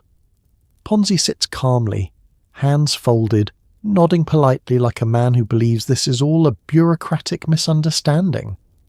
The prosecutor explains the scheme in excruciating detail, outlining the impossible math, the non-existent coupons, the imploding finances. The audience gasps at all the appropriate moments, like they're watching a dramatic opera titled Fraud, a stamp-based tragedy. You nod along too, despite needing the explanation broken down into smaller, child-sized portions. After a whirlwind trial, the verdict arrives swiftly. Guilty. Ponzi is sent to prison. You exhale, not joyfully, but with the mild relief of someone thinking, finally, the stares have ended. But they haven't, because Ponzi somehow bounces. Months later, he's released early for good behaviour, which seems odd, considering his entire behaviour prior to this was extremely not good. The news spreads instantly, sending shockwaves through Boston. The victims' support group collectively screams into the void. Ponzi reappears in public looking determined, wearing a suit that implies, "Don't worry, I definitely learned my lesson," even though everyone knows he absolutely did not. He immediately attempts another business venture, something involving real estate, or maybe oranges. Details vary depending on which newspaper is panicking the loudest. And then, surprise, he's arrested again. At this point, the court staff greet him like a regular. The bailiff nods politely. The stenographer barely looks up from her machine. Even the judge sighs, rubbing his temples, muttering something that sounds suspiciously like, "Charles, not again." This time the charges are heftier. Fraud, deception, general tomfoolery on a national scale. Ponzi, ever the optimist, insists he is innocent, or misunderstood, or targeted, or plagued by jealous enemies. His excuses evolve so fast they could qualify as a new species. He's sentenced once more. You sigh again. This must be the end, you think. It is not. The stares keep going. After serving his next sentence, Ponzi emerges blinking into the sunlight, apparently ready for yet another fresh start. The government, exhausted by this point, simply deported him. They load him onto a ship like a problematic package being returned to sender. As he sails away, Ponzi turns back toward America with a wistful look, a man who tried his very best to reinvent modern finance through chaos and charm. You watch his silhouette shrink against the horizon and think, with a strange blend of awe and disbelief, he really did fall down that entire staircase and somehow hit every single step. Later, when people retell the story, they'll describe Ponzi as a fraudster, a visionary, a menace, a marvel. But you, standing there, empty pockets, wiser eyes, understand his legacy best. He wasn't just a criminal. He was a persistent criminal. And that might be the most exhausting part of all. You learn more about Ponzi's early life and realize he wasn't born a villain. Just a man constantly one idea away from disaster. Relatable in a horrifying way. He arrived in America the way so many hopeful immigrants did, with a suitcase full of ambition, $2.50 in his pocket, and a belief that the streets might actually be paved with opportunity.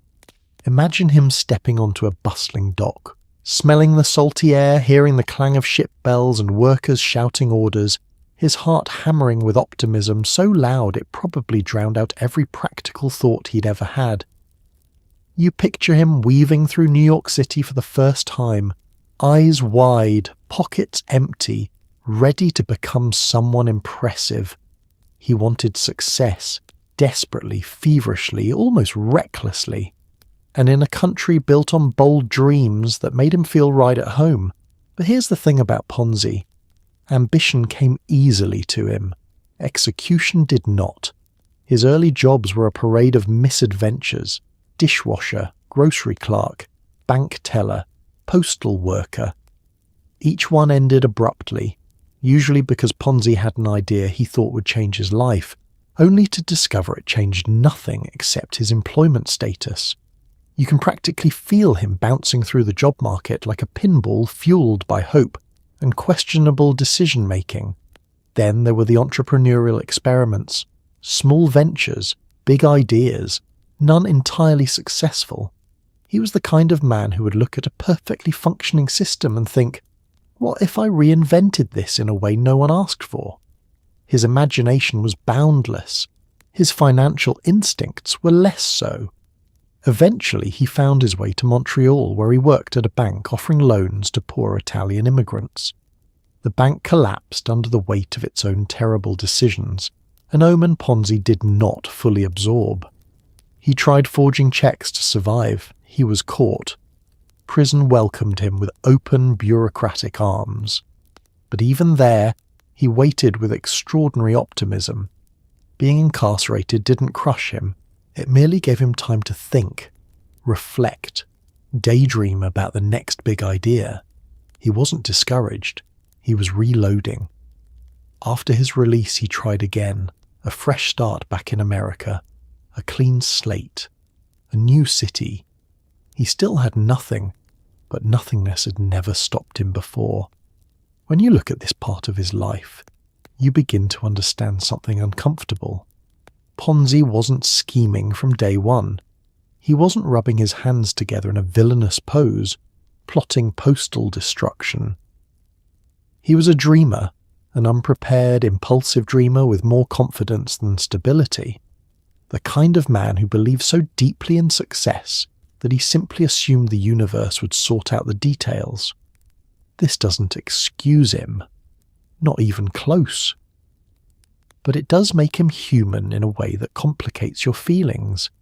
You think about the weight of being an immigrant with no safety net, clinging to the belief that one brilliant idea can change everything. You think about how desperation blurs into ambition, and ambition blurs into delusion. How easy it might be, terrifyingly easy, for a hopeful person to drift into unethical waters while chasing their version of the American dream. Ponzi wasn't a mastermind. He wasn't a monster. He was a man who mistook confidence for competence and charm for a business plan. His dream wasn't to destroy anyone. He just wanted to win. He wanted to make it, to stop feeling like the world was 3 steps ahead of him. In another life, maybe he would have succeeded.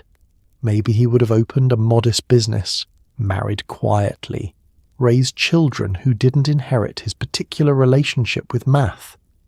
Maybe he would have lived peacefully, but in this life, he kept reaching higher and higher until he grabbed hold of something that couldn't support his weight.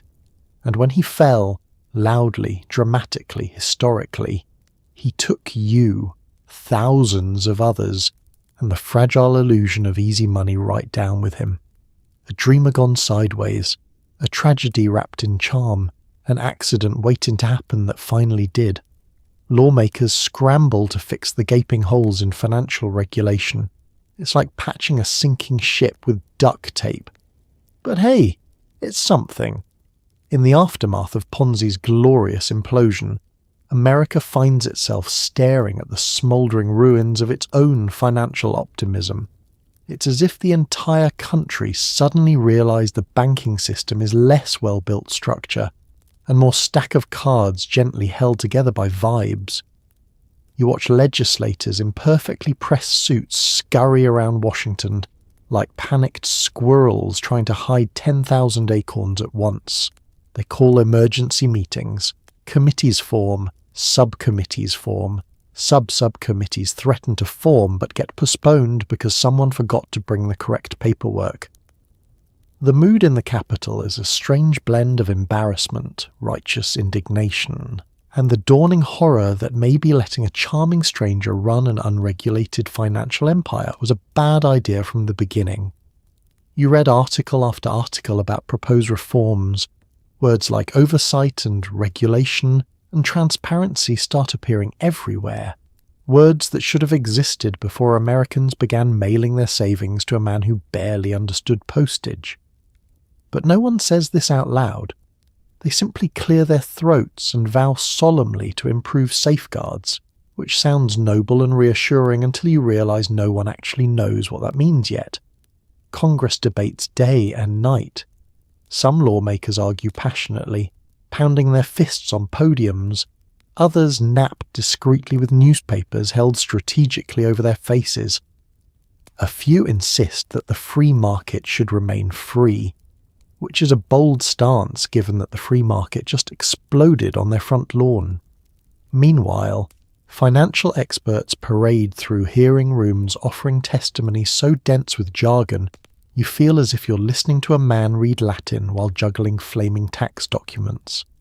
They say things like liquidity risk and credit exposure and systemic vulnerabilities, while everyone nods solemnly, pretending they understand. The solution, they say, is stricter oversight. Oversight of banks, oversight of investments, oversight of anyone promising unrealistic returns or wearing suspiciously shiny suits. At one hearing, a young lawmaker holds up an international reply coupon and asks, "How did this cause a national crisis?" The room falls silent. No one knows how to answer without embarrassing themselves further. Someone coughs. Someone drops a pencil. Eventually another lawmaker clears his throat and mutters, "Moving on," which is the political version of sweeping emotional debris under a rug. But slowly, painfully slowly, changes begin to take shape. New agencies form. Existing agencies gain teeth. Investigators receive training on how to spot fraud before thousands of Americans hand over their life savings to a man waving tiny postal vouchers. Banks are instructed to actually look at the math behind financial claims.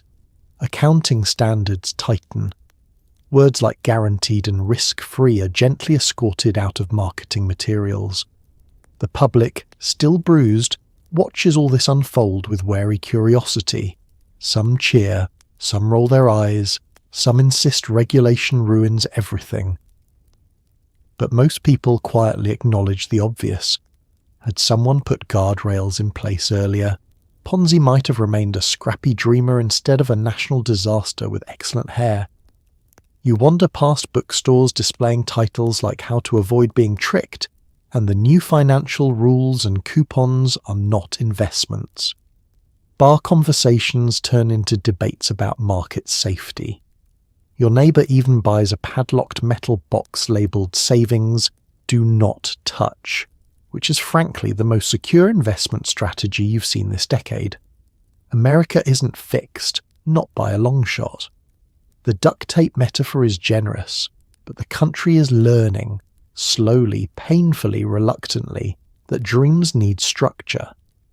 That optimism requires supervision, and that if someone ever again promises 50% returns in 45 days, they should be met with questions, not applause. Regulation doesn't erase what happened. It doesn't refill your empty pockets. But as you watch lawmakers tighten the seams of the financial system, you feel a small flicker of comfort. Maybe, just maybe, the next Ponzi will be caught before he buys a mansion. Ponzi's scheme becomes the blueprint for every scam of the next century.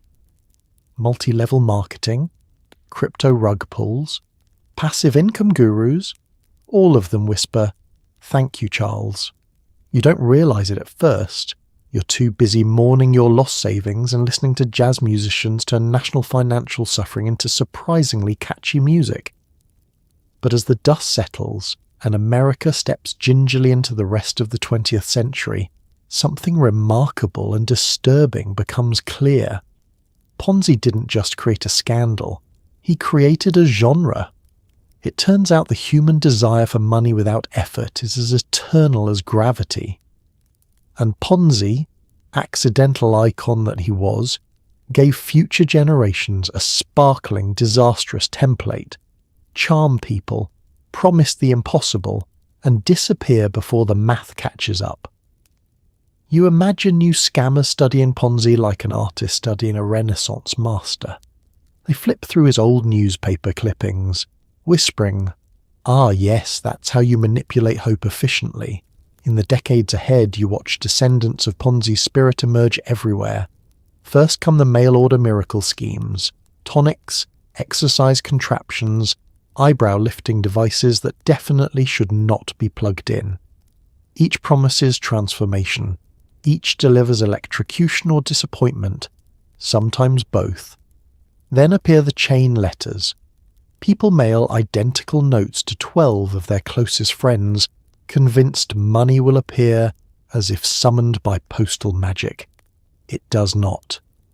Charles Ponzi would be proud. By the 1950s and 60s, new versions of the scam evolve. Door-to-door sales pyramids, get-rich-quick seminars, investment clubs with the structural integrity of a damp tissue. You can almost hear Charles somewhere in the afterlife sighing proudly, like a father watching his children follow in his extremely misguided footsteps. Then, the big one, multi-level marketing. Suddenly everyone knows someone selling miracle lotion, scented oils, vitamin powders, or kitchen knives that can allegedly slice through concrete. People host living room business opportunity nights, where they try to recruit their friends into a financial labyrinth disguised as empowerment. The presentation charts look suspiciously like pyramids. No one acknowledges this, and through it all, in the background of history you hear a faint echo. Thank you, Charles. Scams modernize, evolve, adapt like very confident bacteria. By the 1980s, the con artists have fax machines. In the 1990s, they have infomercials. By the 2000s, they have the internet. A digital playground where the laws of common sense go to take long naps. This is where things get truly absurd. Email scams explode. Nigerian princes proliferate. Mystery inheritance notices breed like rabbits. Every day, millions of people open inboxes containing messages from strangers offering fortune, glory, or deeply discounted printer ink. And most tempting of all, the promise of passive income. You start seeing gurus on television telling you that wealth requires no effort, just a small investment in their exclusive, limited-time, life-changing system. They stand in front of rented mansions and leased sports cars, smiling the smile of a man whose bank account depends on you believing him. If Ponzi were alive, he'd take notes, and then crypto arrives. Suddenly the world is filled with digital coins, decentralized hype, anonymous developers, and investment graphs that look like heart monitor readings. For a brief shining moment, everyone believes technology has transcended math. Then, as always, someone runs off with the money. You stare at all of it, the century of chaos, hope, disaster, reinvention, and realize the truth. Ponzi wasn't the end. He was the beginning. He was the prototype model, the test version, the blueprint etched into America's financial DNA. His scheme wasn't just a scandal. It was a cultural export, a warning label, a prophecy. And as you watch the modern world continue inventing new and innovative ways to lose money, you can almost feel Ponzi himself shimmering faintly in the background, smiling that familiar charming smile and whispering, "I walked so future scammers could run." And unfortunately run they did. You reflect on whether you would have survived 1920 without being financially obliterated. Given your track record with online shopping, the odds weren't great. You stand on a quiet street corner, watching the last newspapers about the Ponzi collapse flutter across the pavement. The breeze carries them like little financial ghosts, whispering reminders of all the money you once had. You try to imagine a version of yourself, a wiser, sharper, more skeptical you, sidestepping the entire disaster with dignity and intact savings. But then you remember you once bought a kitchen gadget because the ad promised it could slice onions and emotional baggage. You remember falling for a subscription service you forgot to cancel for 2 years. You remember paying for expedited shipping on socks. In short, you know yourself. And the 1920s version of you didn't stand a chance. You replay the scenario in your mind. Could you have walked past Ponzi's line without joining it? Probably not. You're allergic to FOMO. If you see a crowd forming, your brain assumes something magical is happening. A sale, a giveaway, a surprise concert, and it whispers, "Go stand in that. It's destiny." Could you have ignored the pamphlets promising a 50% return? Be honest. A 50% discount on a video game once convinced you to purchase 3 additional games. Your resistance to numbers with percentages in them is not strong. Could you have seen through the charm of Charles Ponzi himself? Unlikely. This was a man who smiled like he had personally invented confidence. If he existed today, he'd have a podcast, a self-help book, and a merch line labelled "Trust Me." You would, at minimum, follow him on social media. You sigh and sit down on a bench, letting the truth wash over you like a cold financial shower. Avoiding Ponzi would have required a series of traits you absolutely do not possess in any century. Patience, caution, and the ability to say no to a charismatic stranger holding paperwork. And yet, there's something strangely comforting about that realization. Because the more you think about it, the clearer it becomes. Almost no one avoided it. The smartest people fell for it. The cautious fell for it. The rich, the poor, bankers, shopkeepers, housewives, immigrants, politicians. Everyone got swept up in the same fever dream. Even people who didn't understand the investment, which was statistically nearly everyone, nodded along because everyone else was nodding along too. Humans are pack animals after all, just slightly more hygiene-focused and significantly worse at financial self-preservation. You imagine standing there in 1920 watching the crowds cheer, watching Ponzi wave from his balcony, watching neighbours brag about new automobiles and swan-shaped lamps. Would you have resisted? No. You would have walked straight into the office like it was Black Friday and Ponzi was handing out prosperity in limited quantities. And honestly, that's okay. Because what the 1920s revealed, in brutal, glittering, jazz-filled clarity, is that the desire to believe in easy success is universal, timeless, hardwired. People don't fall for scams because they're foolish. They fall for them because they're hopeful. You realise that, in a strange way, surviving the Ponzi scheme wasn't about intelligence. It was about luck, suspicion, skepticism so strong it borders on pessimism, a trait you simply do not have. You still get excited when your package arrives early. You still believe the weather app even when it's wrong 4 days a week. So no, you probably wouldn't have avoided the collapse. You would have stepped into it with your wallet out and your dreams glowing, and then you would have fallen spectacularly alongside thousands of others. But here's the silver lining. You're not alone. Everyone misjudged it. Everyone trusted too much. Everyone believed in a world that was kinder, richer, easier than reality allowed. And if you'd been there, you'd have done what humans always do, hoped, trusted, jumped in too quickly, and then said, well, that didn't go as planned, but at least you would have had excellent company on the way down. You gradually realize people didn't just buy investments. They bought dreams, fast, easy, sparkly dreams, and you feel strangely sympathetic. You sit with the thought for a long moment, watching the city slowly settle after the storm. The streets are quieter now, the outrage softened into resignation, the shock melting into reflection. Newspapers flap against lampposts like exhausted birds. Conversations murmur instead of roar. It feels like the moment after a huge party when the music stops and everyone finally hears their own heartbeat again. And in this sudden stillness, you understand something deeper about what just happened. Not just to you, but to the entire country. People weren't investing in Ponzi. They were investing in possibility. They wanted something bright in a world that still felt grey from war and uncertainty. They wanted shortcuts through the grind, glimpses of abundance, a promise that life could change overnight. They weren't foolish. They were tired. They were hopeful. They were human.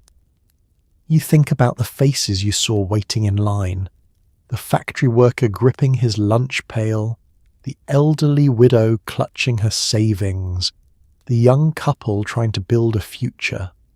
None of them screamed gullible. They looked like people who had spent their whole lives doing the responsible thing and were finally being offered what looked like a reward. And for a moment, a brief, shimmering moment, the idea of easy prosperity felt like justice. You find yourself empathizing with them, empathizing with yourself. Because really, who doesn't crave a little magic? Who hasn't fantasized about waking up to a miracle? Whether it's a sudden inheritance, a winning lottery ticket, or your favorite item finally going on sale. Humans are wired to chase hope with reckless enthusiasm. Modern you is no different. You have clicked add to cart for emotional reasons.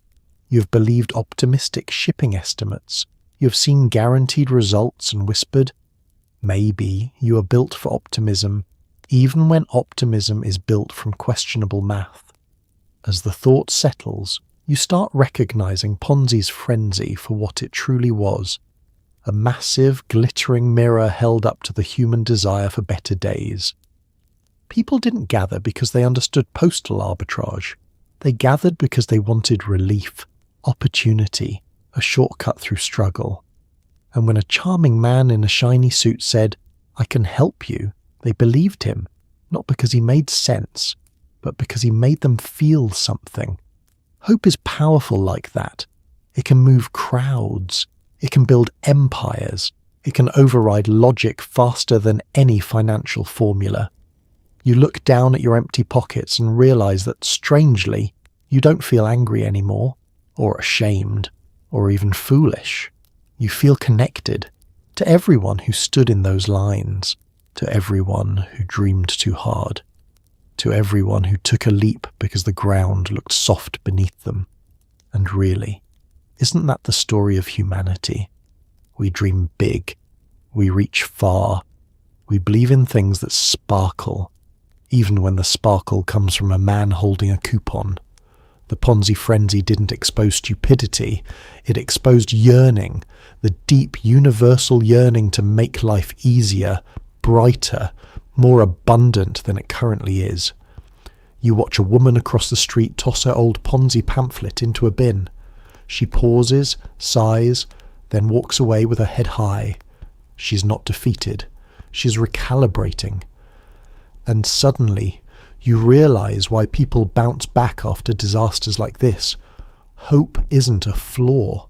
It's a survival strategy. Even bruised, even broke, even wiser than before, humans keep dreaming. And maybe that's why the story hurts, and why it heals, and why it feels, in a strange way, beautifully relatable. Because the truth is, nobody invested just for money. They invested because hope, even misguided hope, is one of the most human things we have. Standing in the wreckage of broken wallets and crushed optimism, you finally see the truth. Humans will always want something for nothing, and there will always be someone ready to sell it. You breathe out slowly, almost reverently, as this realization settles into your bones like a draft slipping under a door. Around you, the once booming city feels strangely muted, not silent, just softer, as if the whole nation is embarrassed and speaking in hushed tones until it's ready to show its face again. The buildings are the same, the streetcars still rattle by, jazz still floats in the distance, but something in the air has changed, something quiet and sober beneath the lingering glitter of the roaring 20s. You stand there, feeling the ghost of your wallet sigh inside your pocket and think, how did we not see this coming? But of course, you know how. Humans don't just fall for scams, they fall for stories. The story that life can change overnight, the story that struggling means you've missed a secret shortcut, the story that wealth can be summoned with confidence and a smile, especially if the smile belongs to a charismatic man with impeccable hair. You start noticing patterns everywhere, like someone has switched on a historical blacklight. Every century has its Ponzi, every decade has its dream seller, every generation invents new ways to lose old money. It's not stupidity, it's not moral failure, it's simply part of the operating system built into your species.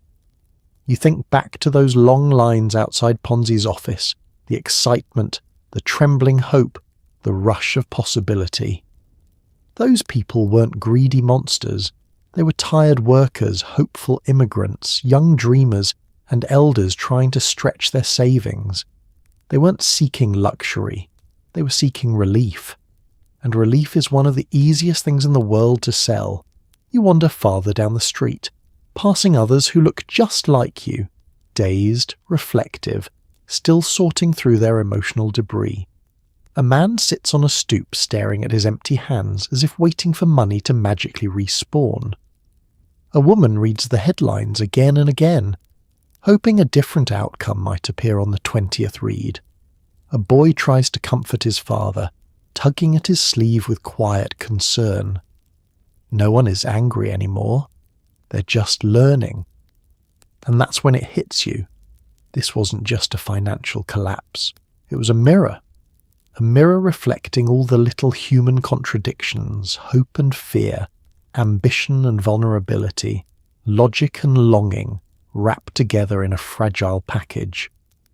You lean back against a lamppost, watching the golden afternoon light stretch across the street, and the lesson grows clearer, sharper, almost elegant in its simplicity. People will always crave the dream that costs nothing, and someone will always claim to sell it. Sometimes it looks like postage coupons. Sometimes it looks like miracle diets. Sometimes it looks like a man promising passive income from the comfort of your living room. History changes its wardrobe, but the characters stay the same. You can't help feeling a strange tenderness toward every person who fell for it, including yourself. It's not embarrassing. It's not shameful. It's human. Deeply, wonderfully, tragically human. Because beneath the wreckage of Ponzi's empire, you finally see the tender underbelly of the whole affair. Hope is both our weakness and our superpower. It leads us astray. It helps us survive. It tricks us. It fuels us. It ruins us. It saves us. You close your eyes for a moment, letting the last echoes of the scandal drift away on the breeze. And as you open them again, you feel older, not in a sad way, but in the way a tree becomes older, rooted deeper, branches stretched wider, bark a little stronger. History didn't whisper this lesson, it shouted it. And you heard it at last. Be hopeful, but be careful. And when someone promises you everything for nothing, hold your wallet tight and walk the other way. You wander into a smoky Boston cafe, where self-proclaimed experts huddle over newspapers, confidently explaining Ponzi's scheme using diagrams that look like cursed spaghetti. These men have never read a balance sheet in their lives, but they say things like liquidity and foreign arbitrage with such intense eyebrow movements that you start believing them anyway. Their advice: put in everything you have. your instincts, screaming quietly. The cafe is dim, lit mostly by flickering lamps that make everyone's face look both dramatic and slightly suspicious. Smoke curls through the air in soft, lazy ribbons, giving the room the atmosphere of a mystery novel where everyone is guilty. You sit at a corner table, listening as the self-appointed Wall Street prophets hold court. At the centre of the chaos is a man in a rumpled vest and bow tie, tapping furiously on a newspaper like he's trying to awaken it. It's simple mathematics, he insists, pointing at a chart he has drawn by hand. The chart is terrifying. Swooping arrows, multiple circles, something that resembles a worm attempting calligraphy. You stare at it and realise it explains nothing except perhaps the artist's mental state. Another man leans forward, puffing out his chest like a very smug pigeon. The Italians are financial geniuses, he declares. Everyone knows that. Michelangelo, financial genius. Da Vinci, financial genius. Ponzi, the greatest of them all. No one in the group acknowledges the fact that neither Michelangelo nor Da Vinci ever ran a postage-based investment operation. A third man, older, moustached, radiating misplaced certainty, slams his fist on the table. This is the future of capitalism, he booms. You don't understand because you lack vision. You look at him closely and notice he's wearing mismatched socks and a hat with a hole in it. Vision seems questionable. The diagrams become more elaborate. One man draws a giant pyramid, insists it is pure geometry, and everyone nods as though he's discovered the secret blueprint of the universe. Another sketches what looks like a lopsided donut and calls it circular growth. Someone murmurs, "Brilliant." You suspect none of them have ever seen real financial paperwork. Every few minutes, the group repeats phrases they do not understand. Leverage the leverage, global macro synergy, capital flow dynamics, foreign arbitrage elasticity. Each phrase is delivered with booming confidence and absolutely zero factual grounding. Their eyebrows rise with every syllable, as if their facial hair alone is conducting an economics lecture. The smell of burnt coffee drifts through the room, mixing with cigarette smoke and bravado. You feel your skepticism weakening, not because the arguments make sense, but because the sheer confidence is hypnotic. These men believe what they are saying with such gusto that your brain starts whispering, well, maybe they know something I don't. Your instincts whisper back, no they don't. They absolutely do not. Then comes the advice, the universally terrible, unwavering recommendation that every amateur cafe economist seems compelled to give. Put in everything you have. They all nod in agreement like they've solved world hunger. One man leans in, lowering his voice for dramatic effect. This is the opportunity of a lifetime, he says. If you don't go all in, your grandchildren will ask why you lacked courage. You imagine this scenario. It is not comforting. Another adds, risk is just fear wearing pants, which is one of the worst motivational quotes you've ever heard. Your instincts, small, exhausted but hanging on, begin to panic. They clutch your sleeve, scream into your ear, wave metaphorical red flags. Everything inside you whispers, do not take financial advice from men who think spaghetti is an economic model. But the cafe murmurs with certainty. Every table hums with confidence. And the worst part, you feel yourself wanting to believe them, wanting the dream to be real, wanting their diagrams to make sense, wanting their random jargon to actually mean something. Because hope is powerful, and confidence is contagious, and humans unfortunately are extremely susceptible to both. You stand slowly, thanking them for their time, pretending you'll consider their expert strategies. They smile proudly, believing they've enlightened you. As you step into the fresh air outside, your lungs finally expand fully again. Your instincts sag with relief. You survived the cafe economists. but just barely. Your neighbours, who previously couldn't agree on who owned the neighbourhood cat, are now lecturing everyone about maximising returns. Mrs. Donnelly insists she saw Ponzi in a vision sent by the Virgin Mary. Mr. Malloy claims he can feel profit in his kneecaps. You nod politely, wondering when exactly your entire community lost its collective mind, but also wondering if maybe their kneecaps are onto something. It's astonishing how quickly your quiet, predictable street transforms into a hotbed of financial prophecy. For years, these people argued about fence heights, trash pickup schedules, and whose kid keeps leaving marbles in the road. Now they speak about compound interest like monks revealing ancient scrolls. You pass Mrs. Donnelly's porch and find half the neighbourhood gathered as she waves a rosary in one hand and a Ponzi pamphlet in the other. The Virgin Mary came to me, she announces, and she said, "Invest your savings, Margaret." Her audience gasps reverently. You suspect the Virgin Mary had better things to do in 1920, but who are you to interfere with divine financial planning? Next door, Mr. Malloy stands in his yard wearing suspenders and the expression of a man experiencing chronic enlightenment. He taps his kneecaps one then the other, as though checking barometric pressure. "Storm's coming," he mutters, "a storm of wealth." You're aware that Malloy's knees also predict romantic rain, harvest moon cycles, and the outcome of baseball games. But right now, the crowd treats him like a Wall Street oracle. You wander farther. Everywhere, neighbours gather around chalkboards, window ledges, crates, anything that can serve as a stage for their newfound financial expertise. Charts appear, diagrams, elaborate theories about international currencies woven together with the confidence of people who once failed high school arithmetic. Mrs. Thompson, who notoriously burned soup twice last week, now claims to have decoded Ponzi's business model. She draws a circle, then a triangle, then a series of arrows that look like the flight path of a panicked pigeon. "It's elegant," she says. "Simple." You stare at it, utterly lost, and she pats your shoulder sympathetically. "Not everyone is meant to understand advanced economics," she whispers. Meanwhile, 2 houses down, Mr. Chen hosts an impromptu seminar on his porch. He's passing out lemonade and pontificating about currency exchange like he's reinvented global finance.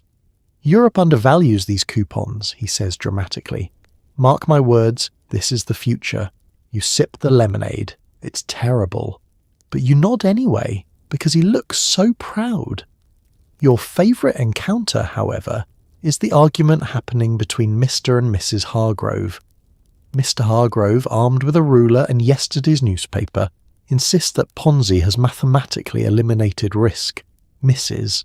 Hargrove, who once threw a shoe at a raccoon with perfect accuracy, disagrees and says investing in anything based on mail is idiotic. The entire block watches this intellectual showdown, with the enthusiasm usually reserved for boxing matches. What unites all these people, what ties this absurd tapestry of confidence together, is the sudden belief that they now understand finance.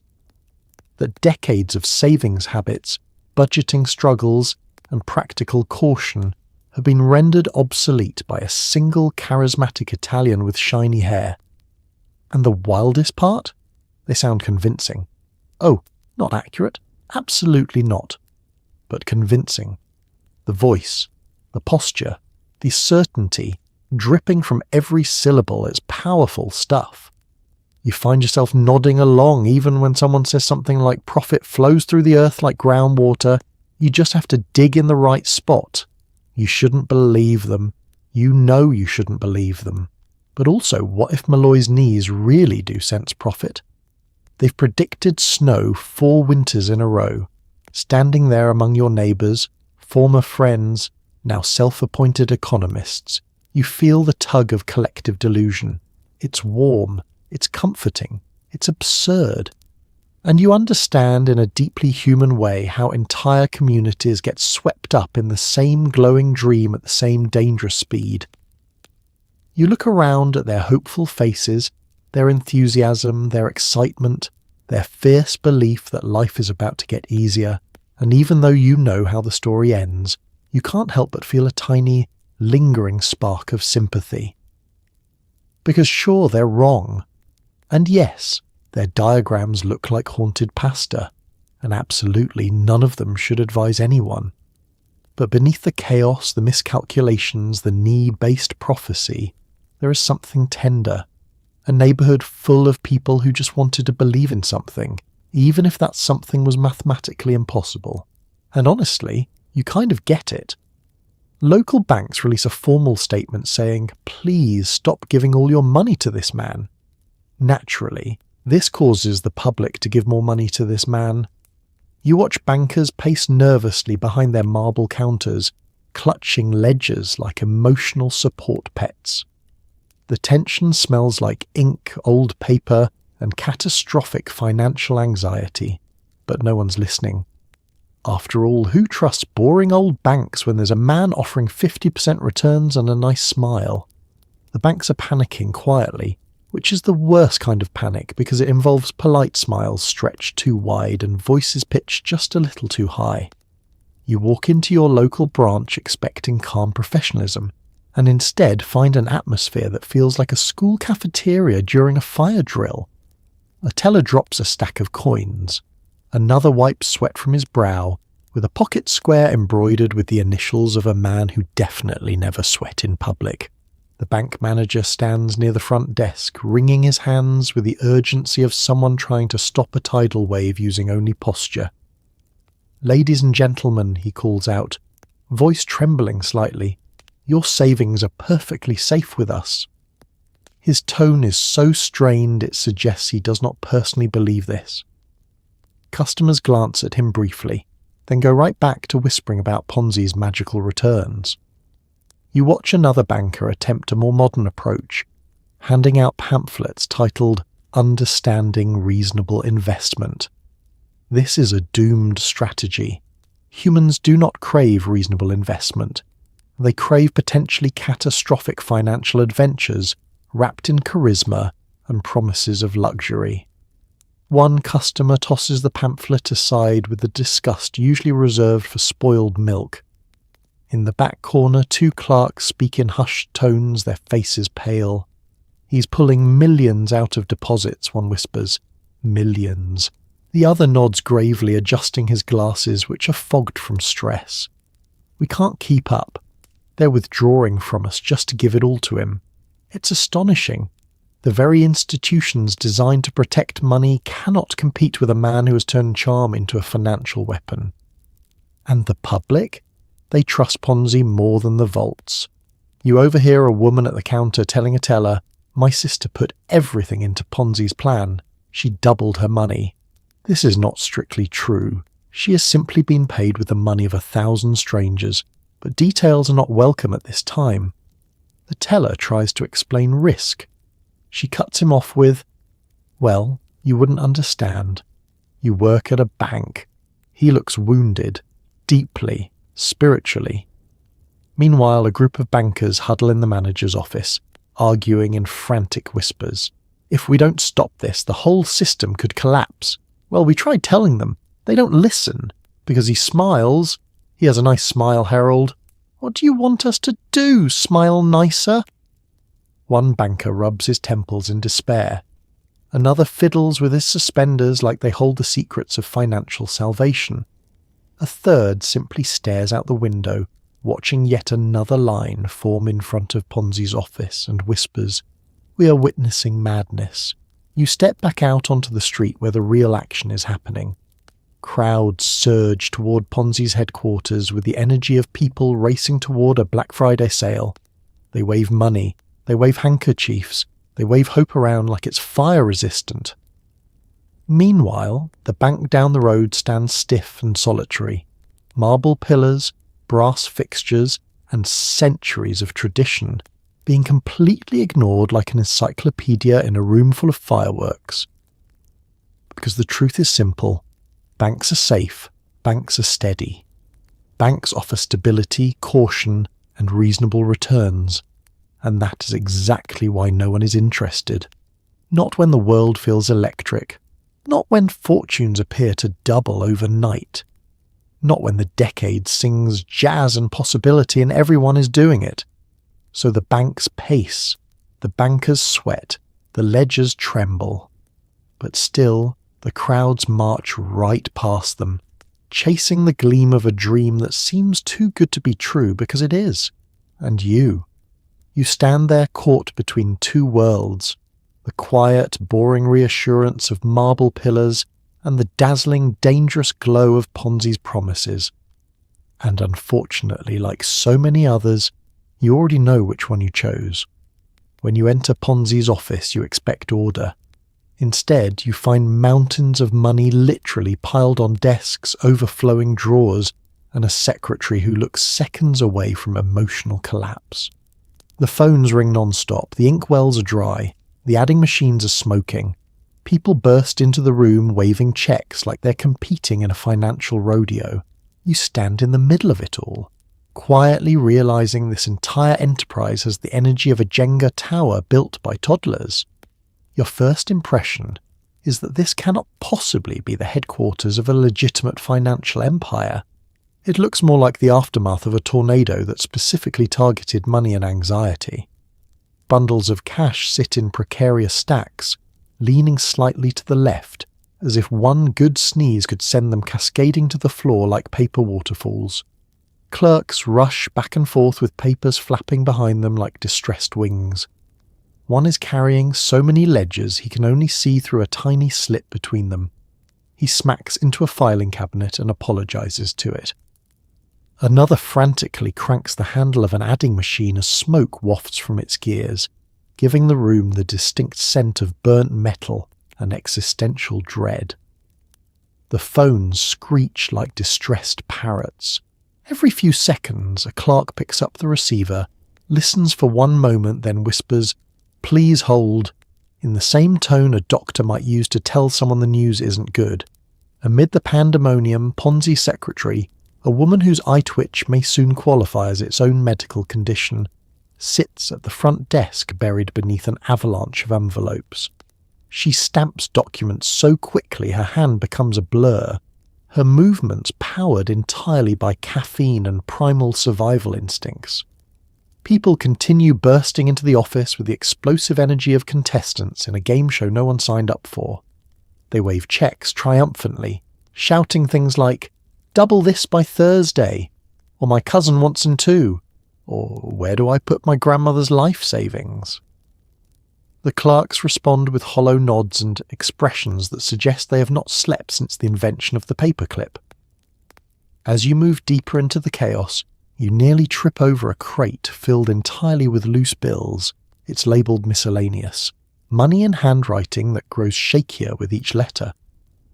You stare at it for a moment, wondering if the office has officially given up on categorization and is now simply hoping for the best. A man beside you laughs nervously. "Isn't this incredible?" he says, gesturing around with manic delight. "This is what success looks like." You nod politely, though you're fairly certain success should not smell like ink, sweat, and panic simmering under a single roof. Across the room, two employees argue in whispers over an overstuffed drawer that refuses to close. One tries to shove it harder, the other insists they should respect the furniture. The drawer, overwhelmed by its financial burden, creaks ominously before surrendering and spilling a tidal wave of cash onto the floor. No one reacts. They simply step over the money like it's decorative. You glance toward Ponzi's private office.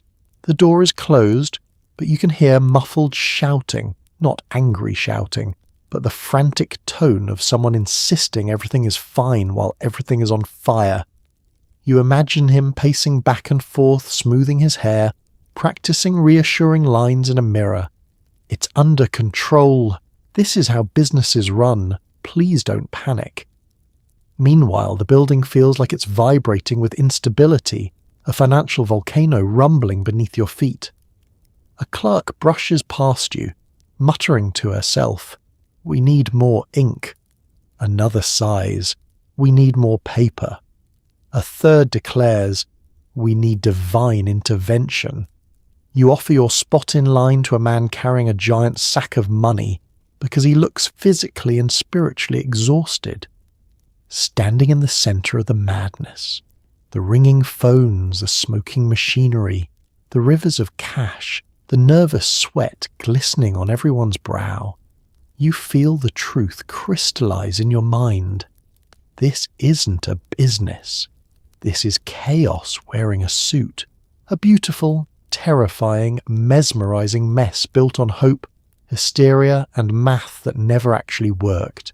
And yet somehow everyone keeps handing over more money. Because even at its most absurd, the circus still has gravity, the irresistible pull of a dream teetering on the edge of collapse. A Jenga tower built by toddlers that everyone keeps stacking pieces onto. Weeks after the collapse, you walk through a city that feels hungover. Posters of Ponzi peel off brick walls. Former investors sit on stoops staring into the distance like silent, disappointed owls.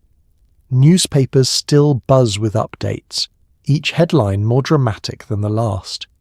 You find yourself replaying your decisions, the excitement, the hope, the line, the receipt you kept like a sacred scroll, and you whisper to yourself the world's oldest financial proverb. Yeah, that tracks. The streets feel slower now, softer, like Boston collectively rolled out of bed, looked in the mirror and said, let's not talk about that. The air carries the faint scent of roasted chestnuts, damp cobblestone, and the unmistakable hum of a population trying very hard to move on without actually processing anything. You can almost hear the city sighing. People shuffle by with the posture of individuals who recently made extremely bold financial decisions and are still emotionally recovering. Every face you pass looks just a touch older, not in years, but in wisdom gained through regret. Men fold newspapers with exaggerated care, as though the printed words might bite. Women walk with grocery bags that feel slightly heavier than before. Even dogs seem to trot more thoughtfully, sensing the ambient economic melancholy.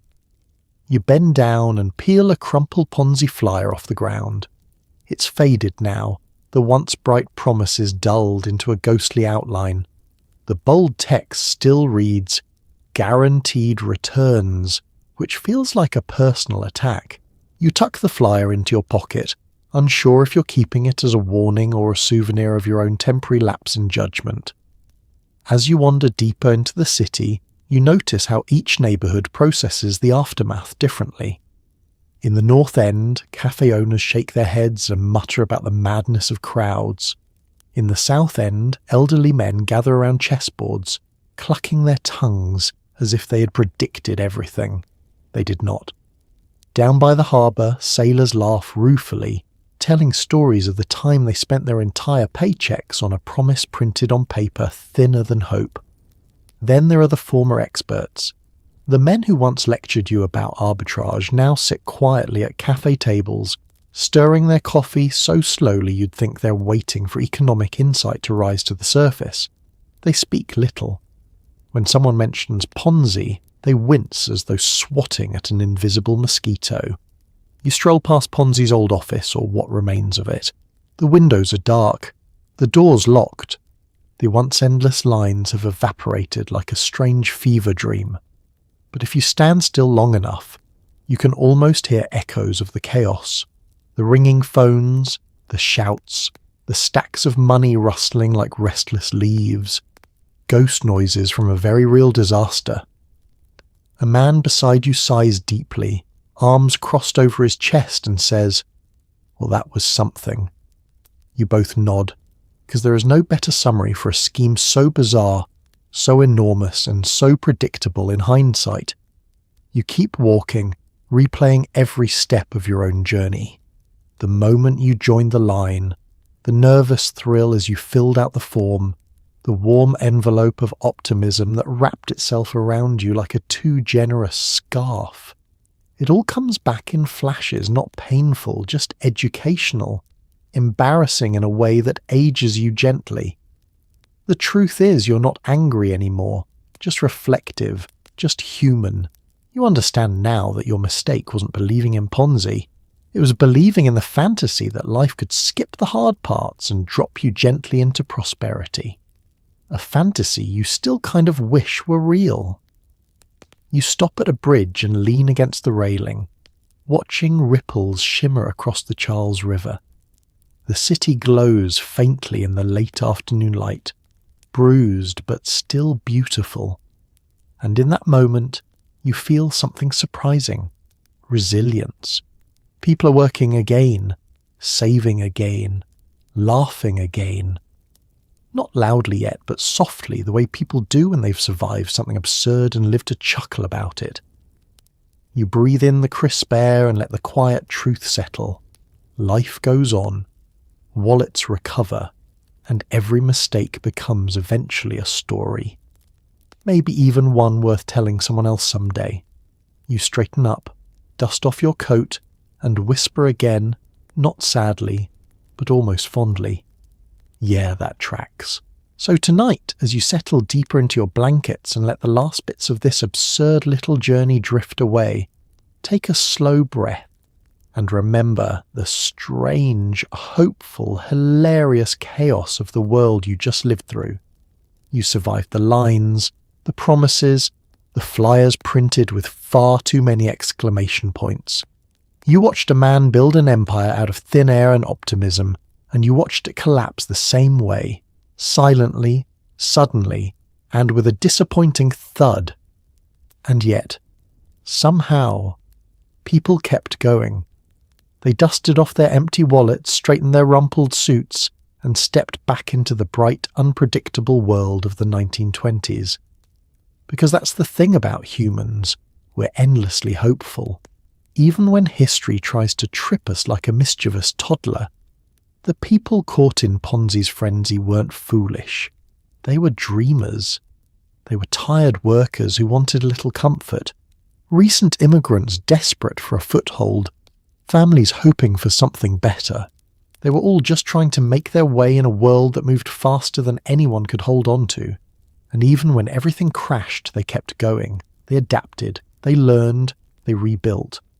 So as you lie here now, warm, safe, wrapped in soft sheets and surrounded by the quiet hum of modern life, maybe take a moment to whisper a gentle thank you to the past, to the people who walked through fire so we could walk on carpet, to the workers, the immigrants, the skeptics, and yes, even the dreamers who fell for the world's most infamous scam. Because history may be full of stumbles and schemes, but it's also proof that people are stubborn, hopeful, and kind of beautifully ridiculous. And now, just let your eyes grow heavy, your breathing soften and drift off, knowing you made it through another impossible time. Good night, friend.